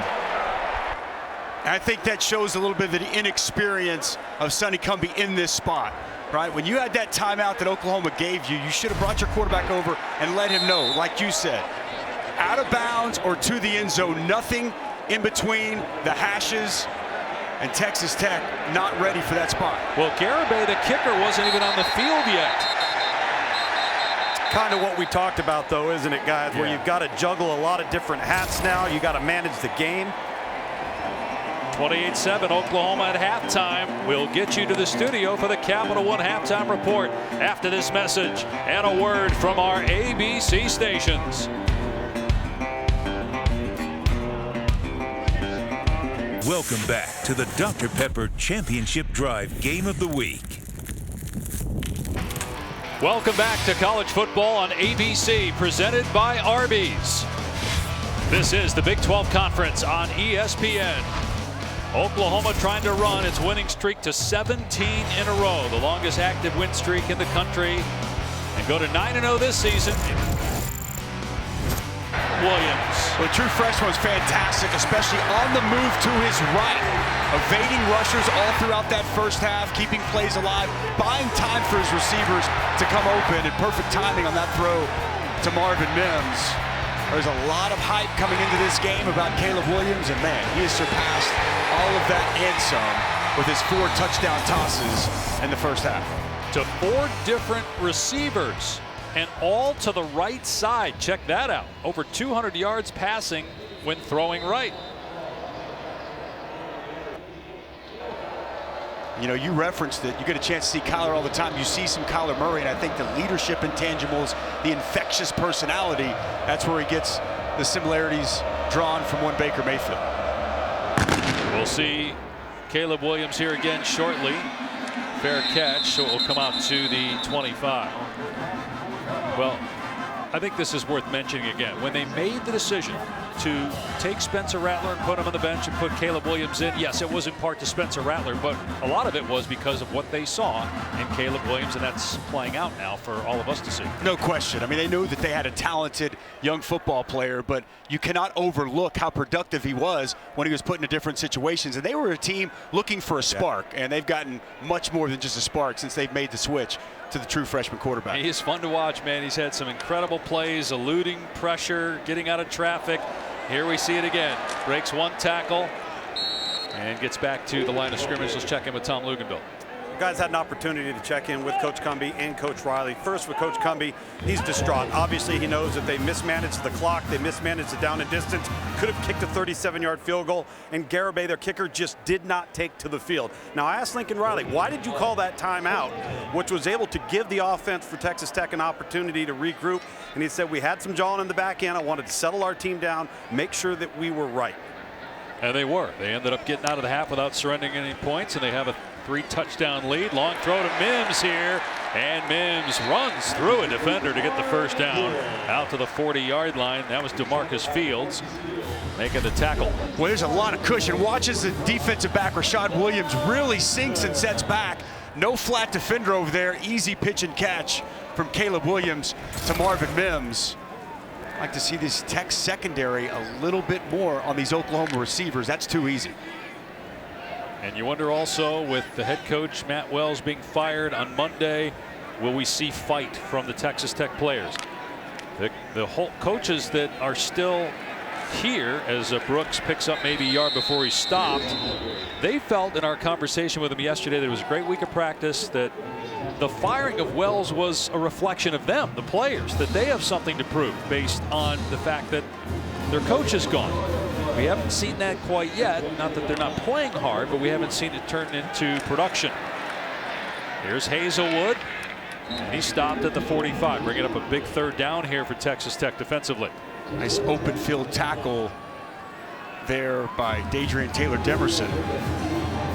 And you know, both Sonny Cumbie and Keith Patterson, as we spoke to him yesterday, said this is a resilient team, and it is a team that has a lot of fight. We'll see how they come out of the half down 21 if they can get back in this game. By the way, nobody jumped into the transfer portal this week. Very important.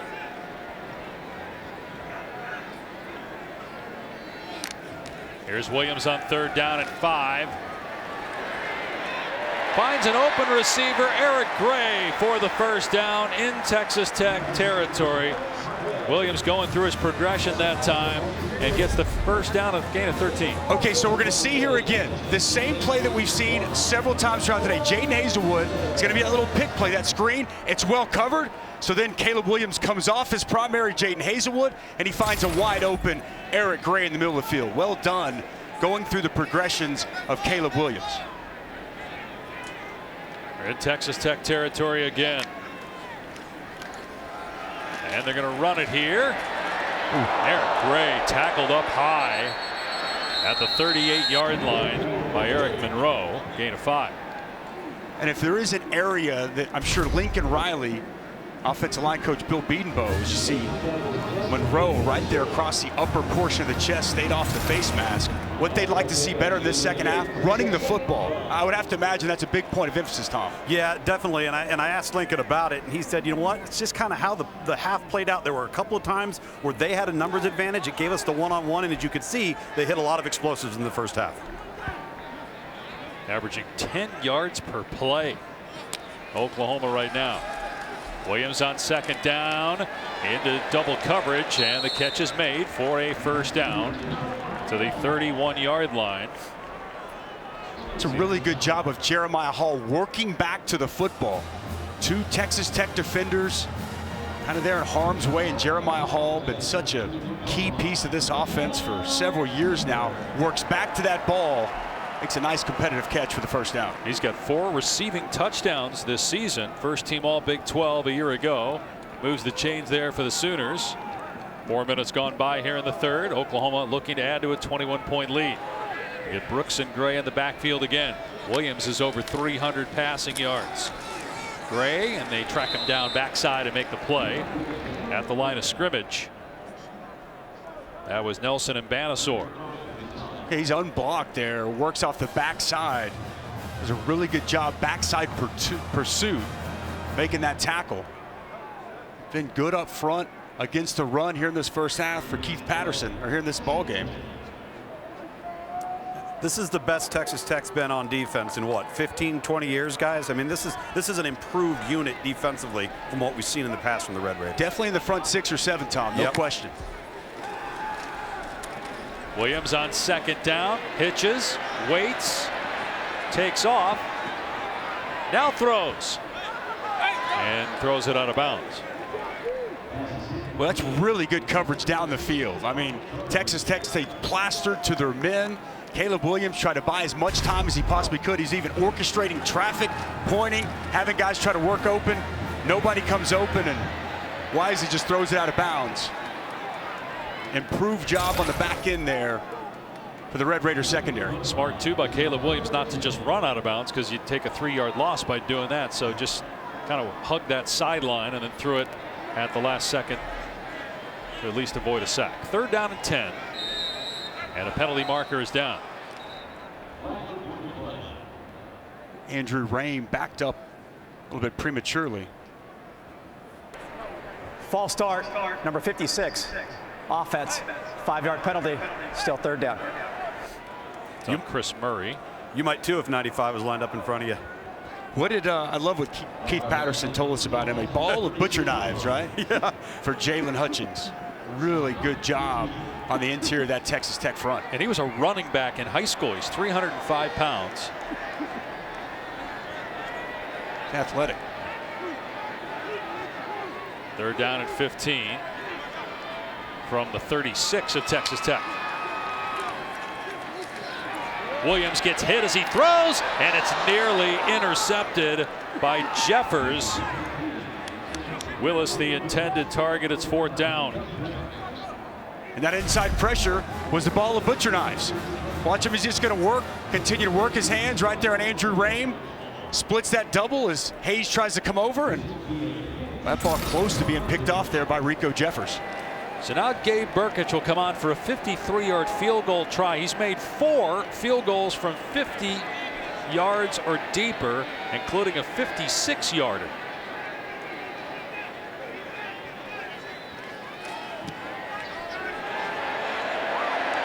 Boy, that's impressive. Right down the middle. Would have been good from another 8 to 10 yards, and it's 31-7 Oklahoma. The Sooners trying to stay undefeated and run their FBS best win streak to 17 in a row. They're up big on Tech. A dark night at the shoe. You could just feel the intensity of this rivalry. Penn State, Ohio State, tonight at 7:30 on ABC. Ohio State playing as well as anybody in college football. That's coming up tonight on ABC when we are done here. Oklahoma up big on Texas Tech, 31-7, looking to go to 9-0. 53-yard made field goal by Gabe Brkic. The Sooners are at Baylor in 2 weeks. They'll battle for first place in the conference. Baylor going to 4-1 with a win over Texas today. Here's Geiger taken out of the end zone. And he gets to about the 20-yard line. Take a look at this week's college football rankings brought to you by PlayStation. Oklahoma dropping from 3rd to 4th. Alabama in 3rd, not playing today. Cincinnati was not an easy game today, but they end up winning by 19 at Tulane. Yeah, I don't know if that score was indicative of the way that game played out. Cincinnati in back-to-back weeks, not quite as impressive as we've seen. How about Georgia, though? All over Florida early. Man, it is a very good football team, Dave. And how about Iowa losing no big? question. Yeah. So the last couple games, the home loss to Purdue by double figures, and now a double-digit defeat in Madison. Price with the catch out across the 22-yard line with Donovan Smith staying in the game, a quarterback for Texas Tech. You know, he played really well at the end of that first half. Columbi takes a little bump as he goes out of bounds. We haven't seen him since, and Donovan Smith stepped right in, made some nice throws, and this is a great opportunity for him to start to grow and mature as a quarterback of this team. Yet to throw an incompletion so far in this game. Here he is on 2nd and 5, handing it off to White, and he is dumped after a 1-yard gain. There's Nick Benito. First time we've called his name, the preseason Big 12 Defensive Player of the Year. Texas Tech now forced into a 3rd down and about 5, and they're just 1 for 7 today. And Oklahoma's been great on 3rd down, and Texas Tech for most of the season has been also. That's plagued this Oklahoma team this year. 80th in the country, 3rd down defense. A year ago they were top 10. That's got to be something that's going to make Alex Grinch happy, getting off the field on 3rd down. Smith and an open receiver. First down catch by Ezukama. A couple times we've seen Smith hang in there, one on a 4th down, here on a 3rd down, make a strong throw across the middle. No question, man-to-man coverage once again, and Ezukama gets inside leverage and a nice throw. Keep it on the ground here as Taj Brooks spins away from a would-be tackler, or SaRodorick Thompson, excuse me, and Thompson slow to get up. Nice spin there by SaRodorick Thompson. Deshaun White comes in, perfect position to make the tackle, lowers his head, and SaRodorick Thompson spinning, making the tackler miss and moving forward on a nice pickup on 1st down. He took a shot to the head too. So 2nd down and 4 for the Red Raiders.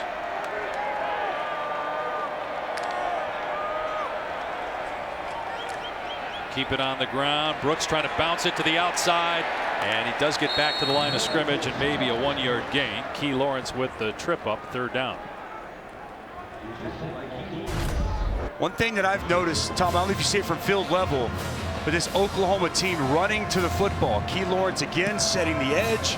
Deshaun White coming to help get him down. Pursuit to the football here in the first half has been good. And here on this 3rd and very manageable, Donovan Smith as a runner. I like to unlock that aspect of his game because he can be a straight-up playmaker in that regard. Oklahoma trying to get a stop here and get the ball back to the offense, which hasn't been stopped today, save that last possession. And they come up with a stop on 3rd down. They hand it off to White. Maybe Texas Tech called that particular play knowing that it would go for it on 4th down if they didn't get the first, and that's what they're going to do. Job on the interior of that Oklahoma defense, and a big 4th down here for Texas Tech. Going to have any chance of getting back in this ball game. Going to have to convert here. Last time they're at 4th and 2, Donovan Smith stood strong in the pocket and delivered a strike.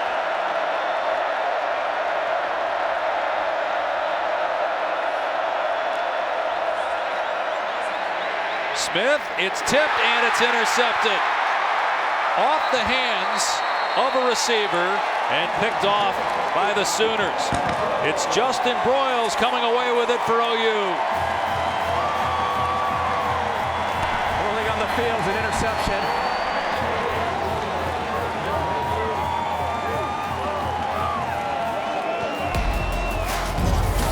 So another takeaway for the Oklahoma defense. Sooners up 24.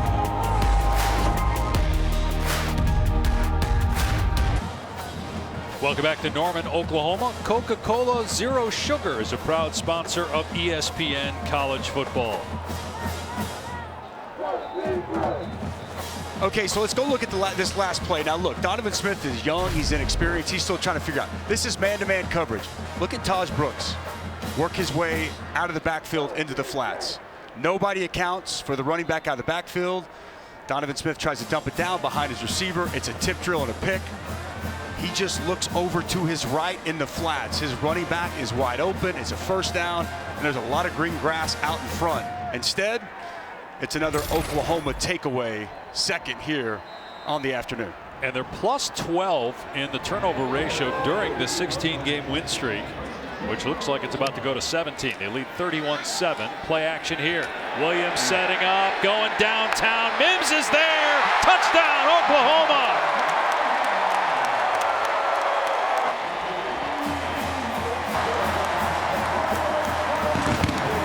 5th touchdown pass today for Caleb Williams. Hard play action pass. It freezes that center safety Monroe, and the deep post.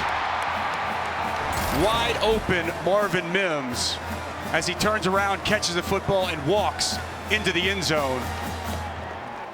5th touchdown pass on the day for Caleb Williams. Texas Tech run defense, they've been very aggressive. Oklahoma utilizing play action, middle of the field wide open. Another touchdown. And the 2nd touchdown catch for Marvin Mims as the Sooners have blown it open. They lead 38-7. Caleb Williams continues to shine for OU.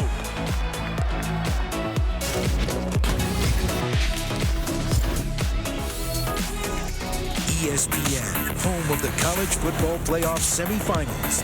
Friday, December 31st on ESPN.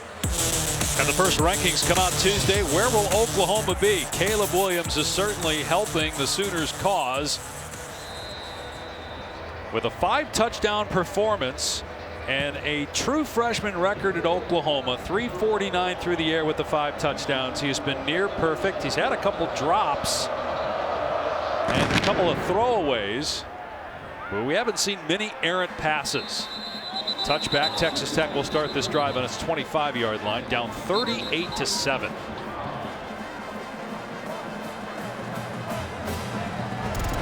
Almost time, as we mentioned, for the first college football playoff rankings release. So here is our all-state playoff predictor. All right, so we all have Georgia 1. Dusty, you and I have Michigan State 2. Tom has Ohio State 2. I've got Oklahoma 3. You do as well. Tom has Alabama 3. And Dusty, you're the only one with Cincinnati in that win at Notre Dame. I'm going to give them credit for that. And don't forget, Tuesday, November 2nd on ESPN, we'll have the College Football Playoff Top 25 show presented by Allstate. Can we go back to that, guys? Let's go back to our predictions for the College Football Playoff rankings. So I want your guys' reasoning as to why you picked what you picked. So I've got here Oklahoma, if they hold on to this game, which as impressive as they've looked all season, you know, they're going to go to 17 straight wins. Winning does matter. Cincinnati went into South Bend and got a big win. They're still undefeated. And for Ohio State, I mean, look, do I think Ohio State could potentially beat Michigan State? Sure. But until they play, I'm going to have to see it on the field. They do have the loss at home to Oregon. And then for Alabama, you know, again, there's a lot of football left to be played. And those teams are clearly unbelievably talented and can move up. But as it sits here right now, I'm going to reward undefeated probably a little bit more than other people. You know, for me, I would ask both of you, if Michigan State and Ohio State played tomorrow, who do you think would win? I take Ohio State. Okay. And from what we saw last week, and I understand that, you know, obviously Ohio State's schedule is starting to come down the stretch and get really, really strong. But that's one of those football teams that you better be prepared to score 40, and they're going to have to help you. Donovan Smith with a strike to Ezekama down to the 35. Look, it's the 4 best teams because Michigan State just beat a really good top 10 Michigan team. They have a better win than Ohio State does. That's why I have them at number 2. And I have Oklahoma 3. I think Ohio State right now is the best one-loss team. That's why I have them in the top 4 and Alabama at 5. My only thing, and I agree, I think the potential for Ohio State is there. Who have they beaten, though? True. Their best wins week 1 against Minnesota. And, you know, if they can navigate through the rest of the season, they're going to be in the top 4. If they win out and they win the Big Ten championship, they're going to be in there. But I just need them to actually beat the best team they played this year. They lost to at home in week 2 to Oregon.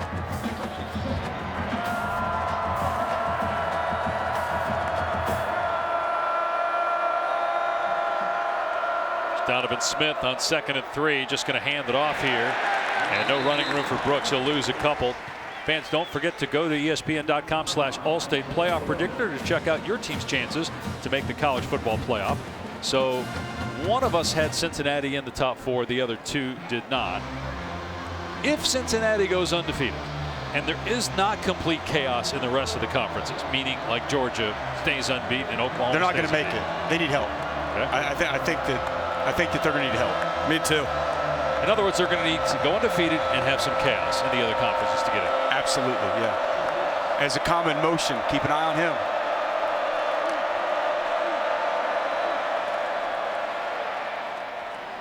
And it's the tight end Mason Tharp, the 6'9" tight end that moves the chains.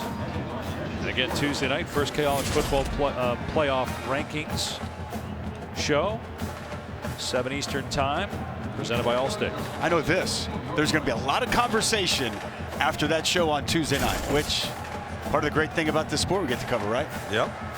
Because it gives you a sense of what the committee's thinking right away about teams like Cincinnati. Where'd they have them in that first ranking? A lot of movement here. Is there a team that we think is going to be outside the top 10? Because it always seems like there is a team outside the top 10 in those first rankings. False start, number 51. Offense, 5-yard penalty, still first down. A team outside the top 10, and just what we're guessing is going to be outside the top 10, because obviously don't have the rankings, that might find its way into the top 4 when it's all said and done. Wake would be a stretch, but they're playing great football. And they're undefeated. And they're undefeated, and they're 13 right now. Okay.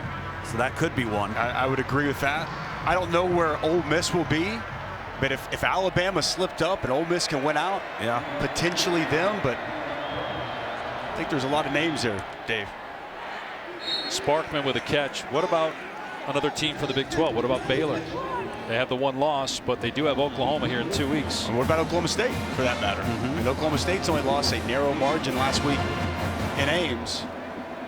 You know, I don't think that is going to be the case, but anything's possible. I think that's what we've learned watching college football in 2021. When we try to start making declarative statements and we haven't even gotten to November, I think we start getting ourselves into trouble. A lot of ball left to be played. On 2nd and 10, Smith keeping it, trying to stiff arm, and shows that athletic ability getting the edge. One thing we do know, guys, though, is the committee does value improvement from week to week. I think the 2014 Ohio State team is a great case study in that. And if you're playing your best football down the stretch, all of a sudden a loss in the 2nd week of September becomes out of sight, out of mind. I think another thing to keep an eye on is Oregon. And if Oregon keeps winning, how does a 1-loss Oregon team impact a team like Cincinnati if the Bearcats go undefeated? There's Smith on 3rd down and 3, and it's almost picked off and then almost caught, but it's 4th down. Nice job up and under here by Nick Bonito. You're going to see he's going to work inside on TJ Storment. Gets that rip up high, that left hand right on the arm of Donovan Smith to deter the pass to Sparkman. Setting up 4th down. Look at this defense plays like it has today. And this is what we thought going into the year. We also thought Spencer Rattler would be the quarterback, but the way that they're playing on offense, if their defense keeps doing this, as Donovan Smith is in trouble right on cue here, throws it into the end zone, it's caught for a touchdown. Wow. Sparkman goes up high to pull it in for 6. Sonny trying to stay positive here. Listen, outstanding play by Donovan Smith and showing Texas Tech Red Raider fans a little bit of what he can do. Pressure comes, he evades it, puts the ball up, and how about J.J. Sparkman? He's going to be a good player, Dusty. Just a redshirt freshman. Big, great hands. Strong hands to bring that one in, Tom. Garibay on for the point after. So it's 38-14 Oklahoma, 44 seconds to go in the quarter. Well, there's going to be pressure come right here. Brian Asamoah comes pretty much scot-free right through the A-gap. You see Donovan Smith moving to his left, knows he's got a size advantage with his big wide receiver, just puts the ball up. Laus has got to go make a play. Strong hands to secure that touchdown catch.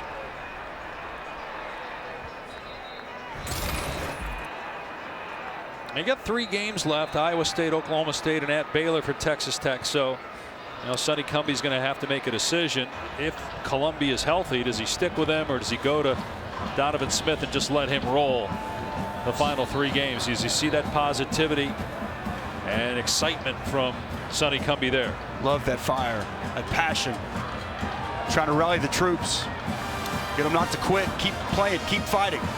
Never know what can happen. It's interesting. Oklahoma, Texas Tech both play the exact same slate of games, just in different weeks. All of them have Iowa State, Oklahoma State, and Baylor. Both have the bye coming up next week. 9 straight weeks. That's tough on anybody. Both these teams going to enjoy a week off, get healthy and get right before they take that tough 3-game stretch. Touchback. Our big lineup continues tonight. Saturday Night Football on ABC. Ohio State and Penn State. Wild things seem to happen when those 2 teams play. Ohio State certainly looks like the better team, but we'll find out tonight. Can Patrick Mahomes and the Chiefs get on track on Monday night against the Giants on Monday Night Football with Steve Levy, Brian Griese, Louis Riddick, and over on ESPN2, Peyton and Eli breaking it all down. It's all available as well on the ESPN app. Caleb Williams staying in the game with a 24-point lead. It will be interesting if they still have this advantage at some point in the 4th quarter if we see Spencer Rattler in garbage time coming in with the 2nd team. Kennedy Brooks running the ball to the right, and forward progress stopped after a gain of 4. I think if you have an opportunity, Dusty, given the chaos of college football this year, the tough slate of games on the back end of the schedule, if you can play Spencer, play him. Get him involved, get him interacting so that he becomes back into being a part of this football team, because you never know what's going to happen when you got a quarterback that can run like Caleb Williams. I'm with you. You know, I thought it was interesting. Lincoln Riley told us he's had a good mindset. He's helped this team. He said he deserves credit. And he said that, you know, he's really been good inside that quarterback room that he coaches each and every day. So I'm with you. It only does him and this offense good if he can get some quality reps. College football on ABC presented by Arby's will continue after this message and a word from our ABC stations.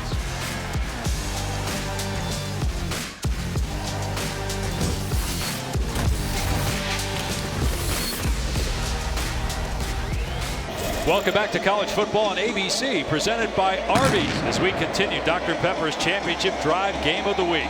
All Oklahoma, the Sooners trying to make it 17 consecutive wins. Despite being down 38-14, interim coach Sonny Cumbie trying to stay positive, get his team fired up to play hard here in the 4th quarter. I go play for that guy. I love that passion, that energy. You're down 24 going into the 4th quarter. No let up, no give in. And let's be honest, Sonny Cumbie was placed in an unbelievably difficult situation this week, as was this entire Texas Tech football program. Matt Wells fired on Monday, despite his team being 5-3. Here's a dump off pass to Jeremiah Hall for a first down. So let's dive a little bit deeper because we did touch on it earlier, but you had Clay Helton getting fired week 2, which made no sense. You have Ed Orgeron getting let go, but he's coaching the rest of the season. There's Matt Wells' brother, Luke, who's still on the staff. What I don't understand, guys, is if you're Kirby Hocutt or the Boosters or Texas Tech, why are you putting the players in this situation, firing the head coach with several important games left on the schedule? It's a terrible trend we're seeing in college football. It's terrible. It's disturbing. You preach all the time about team. Players don't quit. Don't give up on a season. Don't give up on your team. And what's happened here at Texas Tech? When they're 5-3, one win away from making a bowl game, which it's been a while since they've made a bowl game. This was the best year Matt Wells has had. And I just feel for these players. And I don't know what kind of message it sends. And I got to tell you, Tom, it upsets me. I find it alarming, the trend we're seeing now in college football, firing these coaches mid-season, in my opinion, way too early. It's already a difficult enough profession. And, listen, this is a program in Texas Tech. Imagine being Matt Wells. There's Mario Williams inside the 25. Go ahead and finish your point, Tom. Just imagine being Matt Wells. You're at the helm for 3 years, and each of the 3 years, you lose your starting quarterback before week 3 of the season. I mean, that's difficult to overcome, and yet still this program's in better hands right now and in better shape than it was when Matt Wells and his staff arrived. And so now it's Sonny Cumbie's job to get the most he can out of these kids. And even if you want to, again, look at the big picture and say, okay, Matt Wells, he's not your guy, you're going to go in a different direction. It's got to ultimately be about the players. And you want your players, as they hand it off here to Brooks, and he gets to the 20-yard line and down to about the 17. I just don't know how you can expect your players to respond positively. And you still have 4 games to go in the season. You've been bowl eligible since 2017. You get one of those, I mean, it's at least a step in the right direction for your program. No question. I don't get it. And again, I go back to that game against Kansas State. There's a 3rd and 34 where there's a very questionable legal hands to the face that turns into a first down. If Kansas State doesn't get that, Texas Tech likely wins. And then he's 6-2. Then he keeps his job. Just doesn't make a lot of sense. Not like we're talking about Alabama where you get to pick up the players to recruit either. Williams finds Hall. Going to be a first down inside the 15. Good job by Lukes to get out of harm's way there, almost got taken out there. A lesser athlete would have been taken out. And also a nice find by Caleb Williams. Jeremiah Hall in the flats, unaccounted for. And as he's done so many times today, Caleb Williams finds the open man. Caleb Williams has had an unreal 390-yard day, 5 touchdowns, no interceptions. In his 3rd start, he came in for Spencer Rattler in the 2nd quarter of the Texas game. Led them to victory that day. They struggled last week against Kansas in the first half. They put up 35 points in the second half there, 38 today, looking for more. Here's Gray, makes a defender miss, and brought down inside the 10. Boy, Eric Gray so elusive in the open field. He's a real weapon, catching the football out of the backfield. Whoop! Spin move as he makes the initial defender miss, picking up positive yardage. I've been really impressed with Caleb Williams' ability to work through progressions, trust what he sees, and get to sometimes his 3rd and 4th option as they're working through this passing game. And he went from the right, sprinkler red, all the way to the left to dump the ball off. 8th play of the drive coming up. 4 minutes gone by here in the 4th, trying to add to a 24-point lead. Get to 9-0 in the season. Williams in trouble here. Eludes pressure again. Throws a strike for a touchdown to Stogner. 6 touchdown passes now for Caleb Williams.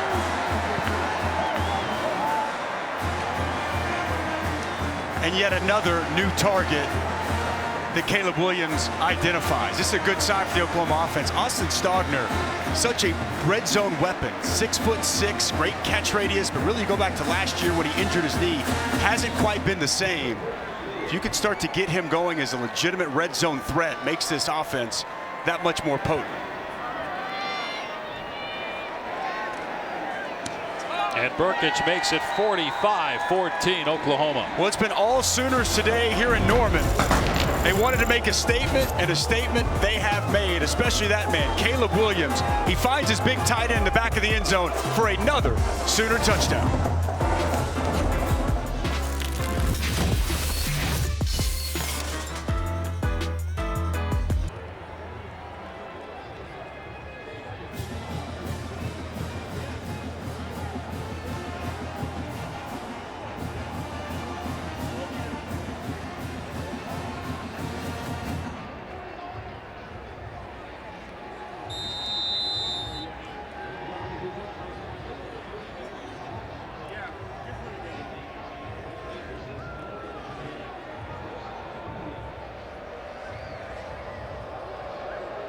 Assuming they hang on, would be their longest win streak since 2001 when they won 20 straight.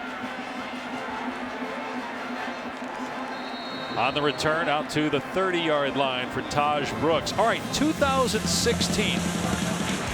Patrick Mahomes against Baker Mayfield. They broke the NCAA record for combined offensive yards with 1,708.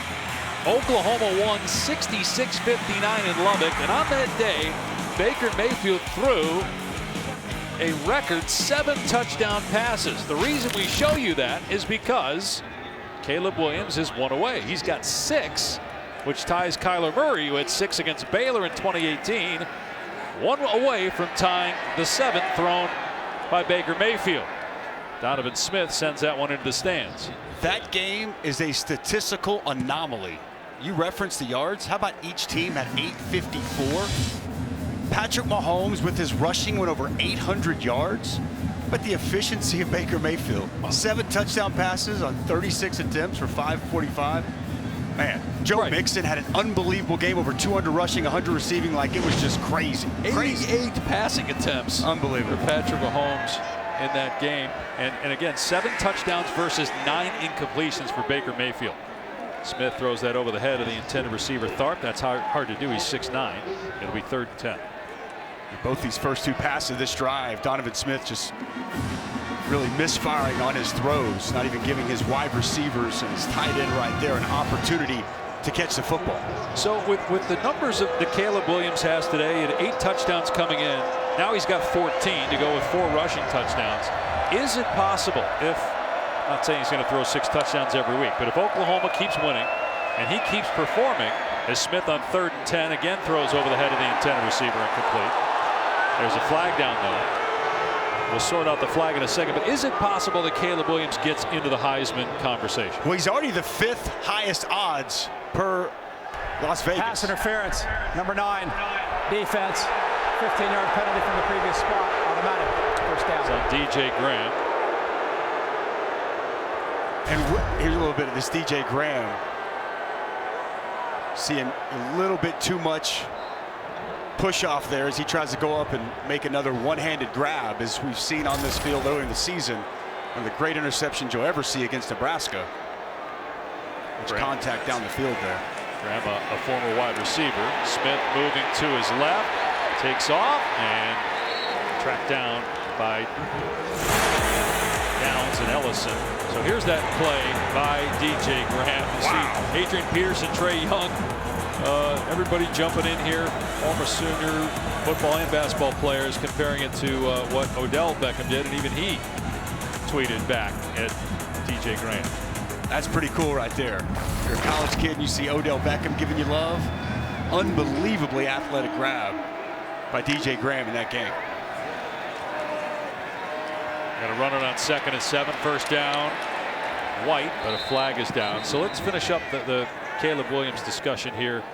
How realistic is it, if they keep this up, that he's in New York and maybe wins it? Well, I'll tell you, if he's flawless. Holding, number 73, offense, 10 yards from the previous spot, still 2nd down. Which he's going to have to be flawless to get in the conversation. Oklahoma's going to have to continue to win, and he's going to have to play great. But look, this season flipped when he was inserted. Yeah. This is a different football team and primarily a different offense with him in. And when you look at the sheer numbers that he's putting up, yeah, I think you can make a case that he can get to New York City. Can he win it? I don't know, but he can get himself in the conversation for sure if he continues to play like he has here today. Smith just sidearms it complete to Brooks. Guys, if that somehow happens, if it somehow happens, and again, we're asking a lot. There's a long way to go. But if it gets to a point where Caleb Williams does win, imagine having a scenario where you go into the season thinking one quarterback on your team can win the Heisman. You do win the Heisman, but it's the other quarterback who wins it. I think he's in the thick of it because he's going to have an opportunity to play great football against the best teams on their schedule in prime windows. Certainly if he keeps this up. Good throw there by Smith. He'll come up short of the line to gain. Kuntz, it'll be 4th down and a couple, and they'll go for it here. I mean, again, we got a month left in the season. There's a lot that's going to change, but the point is Caleb Williams is really good, and he's going to keep playing well, you would assume, down the stretch. Exactly right. Again, he is a freshman. He showed some freshman moments against Kansas last week in that first half. But man, so far, it's tough not to be unbelievably impressed with what he's been able to do here in the latter half of this season. Very joyful young man. You always see him smiling, talking to his teammates, has that infectious personality. 4th down and 2. They keep it on the ground, and it looks like Brooks got enough. We'll see. Should have it. Dave, I think that's, you mentioned, the smile on his face, how he carries himself. I think he's one of those kids that can innately make people around him better through body language, through energy, how he carries himself. And there's a pretty stark difference in that regard between what we had seen from Spencer and what we've now seen from Caleb Williams.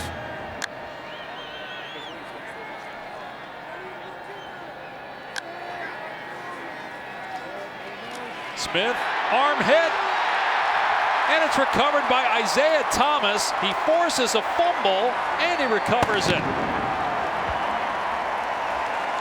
Well, Isaiah Thomas has really stepped up for this football team. Let's watch him here. Earlier, he's been working from the inside as a D tackle. Now he's out as a wide 5 technique.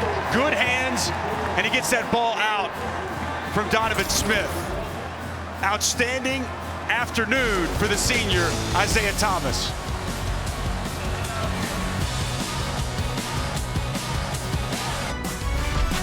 College football on ABC is presented by Arby's. We have the meats. 6 straight Big 12 championships for Oklahoma, 14 total. The rest of the conference has 13 combined.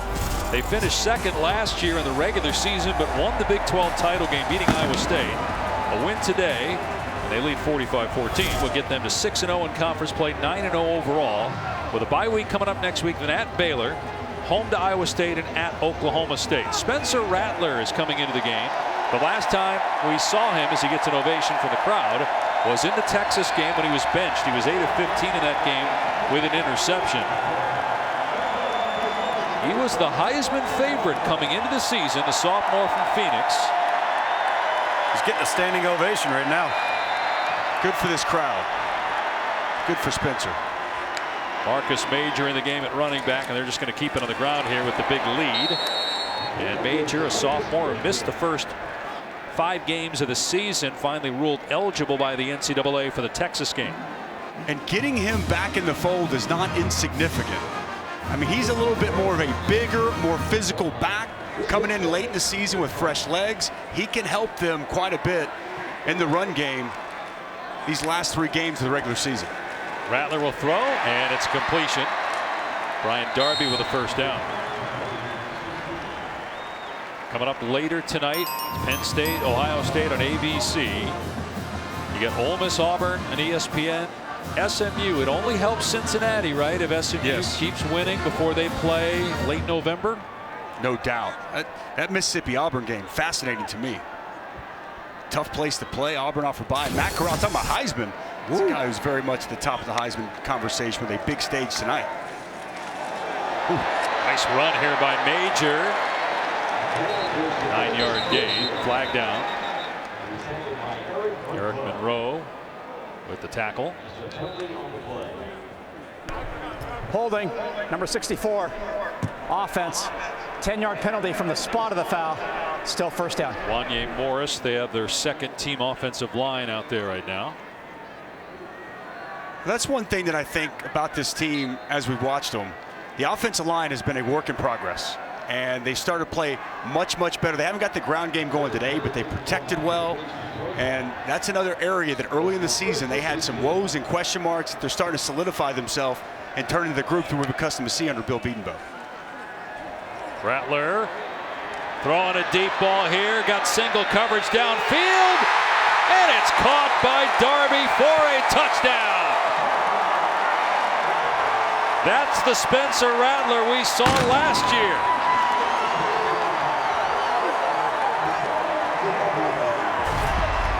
Well, it always starts with protection, and it was an outstanding job. Defense, that penalty is declined. Outstanding job, as you'll see right here. Plenty of time to survey the field, step into that throw. And how about the effort by Darby? Ball a little bit underthrown. You've got the defensive back, Malik Dunlap, draped all over it, pulling him down, yet still finds a way to come down with that catch. Excellent concentration by Brian Darby. So the 7th touchdown pass today, this one though not by Williams, this one by Rattler. And it's now 51-14.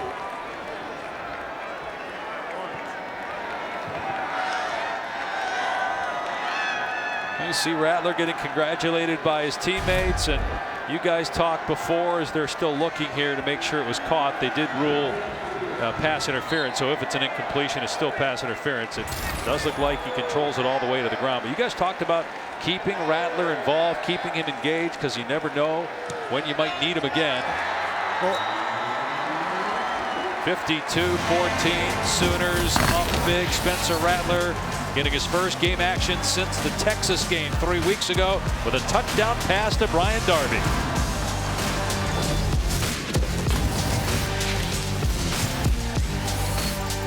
For Spencer Rattler, as he was inserted into the game, first pass since Texas, and it's a touchdown strike. I think even more important than the touchdown throw, the reception he got on the sidelines when he comes over. Look how excited those players are for him. Coaches, players, he's dealt with a very difficult situation, and all things considered, he's dealt with it about as good as he possibly could. And I just love to see, got a little love from the fans, got some love from his teammates. Good scene there for Spencer Rattler. Oh, line drive right to Henry Teeter. Out to the 39. Back in a moment. 52-14 Oklahoma. Penn State and Ohio State. This is the game a lot of us have been waiting for. The one team to hang with Ohio State in the Big Ten. It's blocked. Grant Haley will score. Ohio State comes from behind to win by 1. This environment, it's as tough as there is in the country. Saturday Night Football on ABC, presented by Capital One. 7:30 Eastern Time, 4:30 Pacific. It is Ohio State and Penn State. Meanwhile, Oklahoma up big as Ukama with a catch into Sooner territory. Inside 6 minutes to go here in the fourth quarter. Okay, let's get back to that Spencer Rattler discussion, just in terms of him having the play that he just had, making the play, the reaction from the sideline here at Oklahoma. I think the biggest thing in all of this is he's seeing the bigger picture. He realizes that ultimately, regardless of what happens in the future, he needs Lincoln Riley's help. He needs to be viewed as a team guy. And I think he's done a great job of not publicly making statements that could hurt him or hurt this football team. And as a result, when he's going to need Lincoln Riley to back him, his conduct's going to allow for that to happen. Correct, because if it happens, if Rattler looks to go elsewhere and it's another college, not the NFL, you know that coach where he's thinking of going is going to say, okay, how was he when he got benched? Exactly. What was he like? How did he handle his teammates? Was he a locker room lawyer? You know, all those sorts of things. No question. It's a great point, Tom. And I would just even further it. At some point, whenever he is ready to go to the National Football League, or at least have his opportunity to go, they're going to ask about this situation. Yeah. Right? How did you handle it? Were you a team first guy? How do you handle adversity? Every NFL talent evaluator wants to know in moments of adversity, how are you going to respond? And especially at the quarterback position. So there's no doubt him staying engaged, staying a part of this team, and doing and saying the right things or not saying certain things. He's really played, again, a difficult situation about as well as he can. There is an injured player down. It's Jordan Mukes. of Oklahoma collided with Mason Tharp. And another point just on top of that, people get hurt. Yeah. I mean, you never know. I mean, football is a physical game, and, you know, Caleb Williams runs the ball quite a bit. You always need to have a backup quarterback ready, and it sure seems as if Spencer Rattler has stayed engaged and ready for the opportunity if and when it presents itself.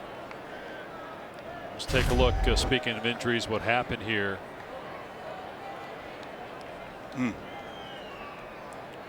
Big collision there is Mukes. I mean, that's a big dude you're trying to tackle. 6'9", 250-pound tight end. Mukes about 6'1", 200. Some helmet-to-helmet contact there, too. True freshman defensive back, Jordan Mukes. Hope that he's going to be okay.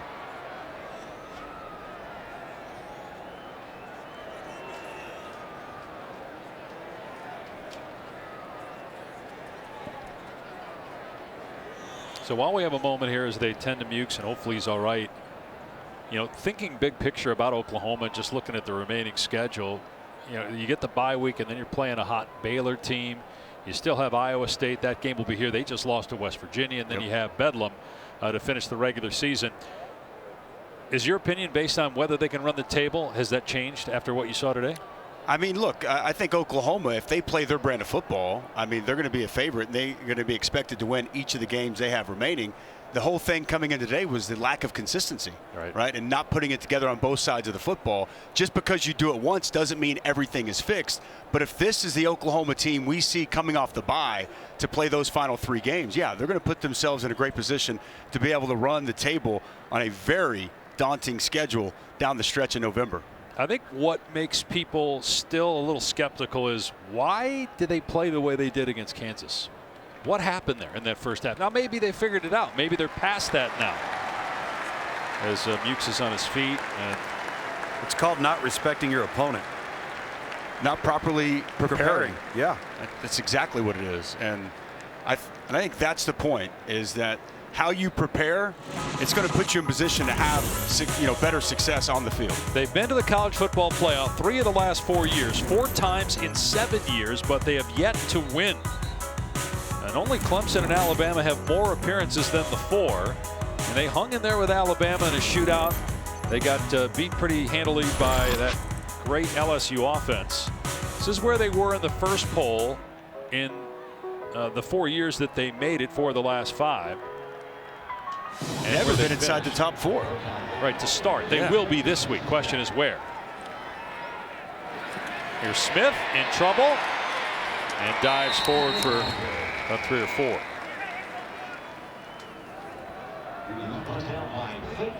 And if Ohio State wins tonight with a win over a ranked team, does that improve? Oklahoma again got jumped by Alabama. Alabama's off. That's why I said I'm just really interested to see where the committee has, if Ohio State wins, where they have Ohio State. I mean, Georgia's going to be 1.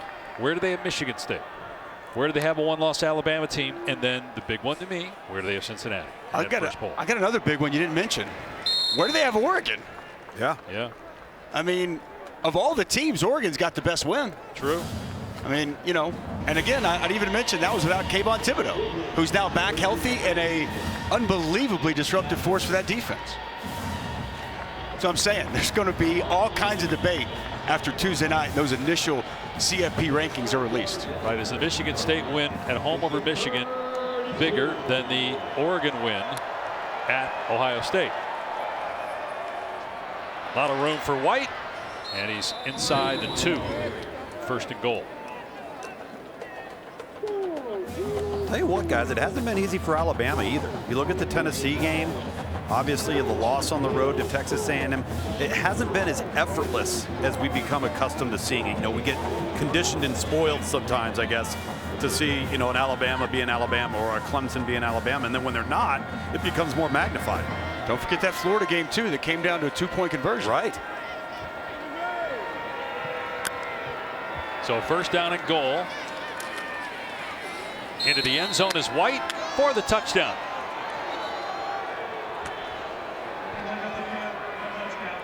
The 3rd touchdown rushing for Xavier White, the former walk-on. This is really close. Xavier White leans forward right there at the front of the goal line. As Jordan Kelly makes that tackle, kind of tackles him forward. As White was extending for the front of the goal line. I don't know. I think he's a little bit short, to be honest, guys. I thought so too. I thought the knee was down. The ball hit the ground before the goal line. Right. Yeah. Looks like it's going to stand. They're not even going to. They obviously review everything, but not a situation here where they're going to review it any further. And Garibay makes it 52-21. Oklahoma is going to go to 9-0. This will be 17 consecutive wins. That is the longest active win streak. Georgia is number 2 with 12 in a row, and that includes today. And then you got look at UTSA. They're tied for 3rd along with Cincinnati and Michigan State at 8 straight. UTSA potentially significant for some of this crowd. Jeff Traylor is going to be a name that I think probably has already been thrown out there as a potential replacement for Texas Tech. Sonny Dykes another name, but that's impressive, man. Look, and again, I know it has not been pretty, as we showed the graphic coming in, how some of these wins for Oklahoma have been very narrow. But having the ability to just find a way to win, I mean, there's something to be said about that. I think it makes you a better football team when it's not easy. Biggest key for them, though, back to your point about this daunting schedule, they're going to have to continue to get better and better and play with a level of consistency on both sides of the ball. And I think that really goes back to on the practice field, the week of preparation leading up. Can they continue to pull that out of their players each and every week and really peak at the end of the season? If they can, all the lofty expectations and goals this team had before the season are still out there in front of them to go potentially go try to achieve. Well, you talked about the opening at Texas Tech as we have a touchback here. Sonny Cumbie auditioning for the job. And since Mike Leach, and think how successful Mike Leach was at Texas Tech. Winning record in all 10 seasons. Number 2 ranking in 2008. Best in program history. And that huge win at night against Texas. Since then, 3 different coaches, 7 losing seasons, 5 bowl appearances. Losing record in Big 12 action every year. Matt Wells fired this week in the middle of season number 3 with a 13-17 record. And Sonny Cumbie, the interim coach for the rest of the season. Major with a gain of 8. The job Mike Leach did over 10 years, incredible. I mean, it really is. I don't think it's talked about or spoken about enough. And then you look at all the coaches from those teams, 2 of them managing these sidelines right now, and they're littered all throughout college football. It was an unbelievable run there in Lubbock, and I think that he set the bar so high. That's what the fan base, that's what the program, they want to try to get back to that level. And you just kind of wonder, was that lightning in a bottle with Mike Leach there in Lubbock, or can they get back to that same level? Having winning seasons every year, going bowling every year, and being in the Big 12 and the national conversation, you know, on different sets of circumstances. And Tom, obviously you're the national recruiting director for ESPN. Yep. Just how difficult is it to recruit to Texas Tech? Well, I think it's significantly difficult, particularly under normal circumstances. And when you consider the pandemic, you know, this is a coaching staff that hasn't been able to go out on the road since, you know, 2019. So you're at an outpost destination, and you can't get kids on campus in person, and you can't get off campus to go see them. All it does is magnify the difficulty of the job. And so, you know, so much I think of this particular job is going to be the right fit, right? A guy that just fits their makeup, what they are, what they want to be versus what they think they are. And I believe that's going to have to come from somebody with Texas area roots. Yeah, totally agree, Tom. You know, talking with Lincoln Riley on Wednesday, he kind of echoed those sentiments. That's obviously his alma mater where he went to school. He has a lot of pride in that program. And we asked him that specifically, and that's exactly what he said. It's a fit job and somebody who embodies the same values, much like a lot of different jobs around the country are, but maybe even Texas Tech more so than others is, man, big collision there with Eric Monroe and Marcus Major. There's some talking going on too. Monroe will have to leave for a play.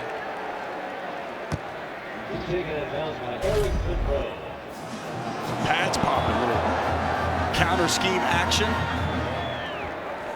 Marcus Major lowered the boom on Monroe. He is a thick, physical runner, and you can just tell he got some fresh legs. The rest of these Sooners have been playing 9 straight weeks, and Marcus Major is out here looking as spry and fresh as anybody we've seen on the field today.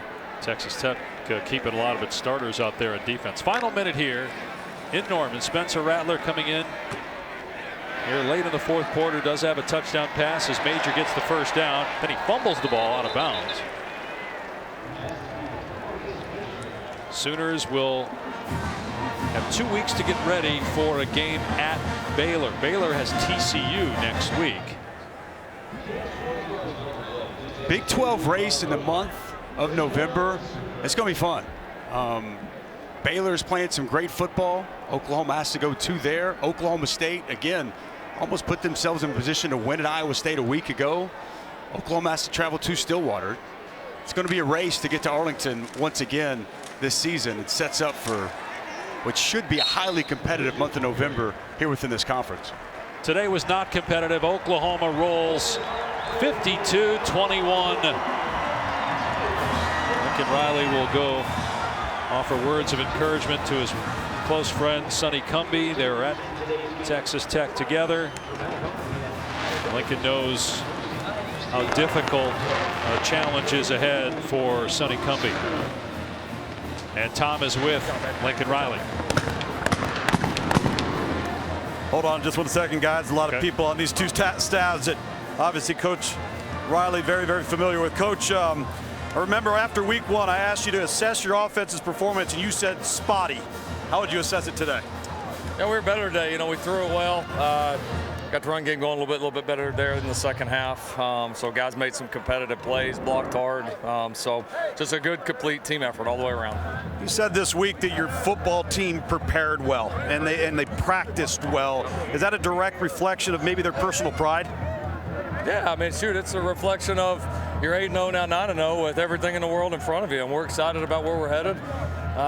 This has typically been, you know, our time of year where we've played our best. We call it Championship November here. It's here now, and so we love this time of year. We put ourselves in great position, and we're ready to try to play our best ball. How excited were you for Spencer today? It was awesome, man. So again, it's the narrative outside is not what happens inside, and I think everybody saw that. You know, great for the fans to respond, the whole team to respond. You know, that room's been great. Caleb's been great. Spencer's been great. They've been a joy to coach. All right, thank you, Coach. All right, thanks. Appreciate it. And to echo Lincoln's sentiment about where the Sooners are, yeah, you can poke holes in some places of things along the way, but here they are. They're 9-0. There's only a few undefeated teams left in college football, and Oklahoma is one of them. For Dusty Dvorak, Tom Luginbill, our entire ABC crew, I'm Dave Pasch. Oklahoma rolls 52-21 over Texas Tech. True freshman quarterback Caleb Williams, 6 touchdown passes as we go back to the studio.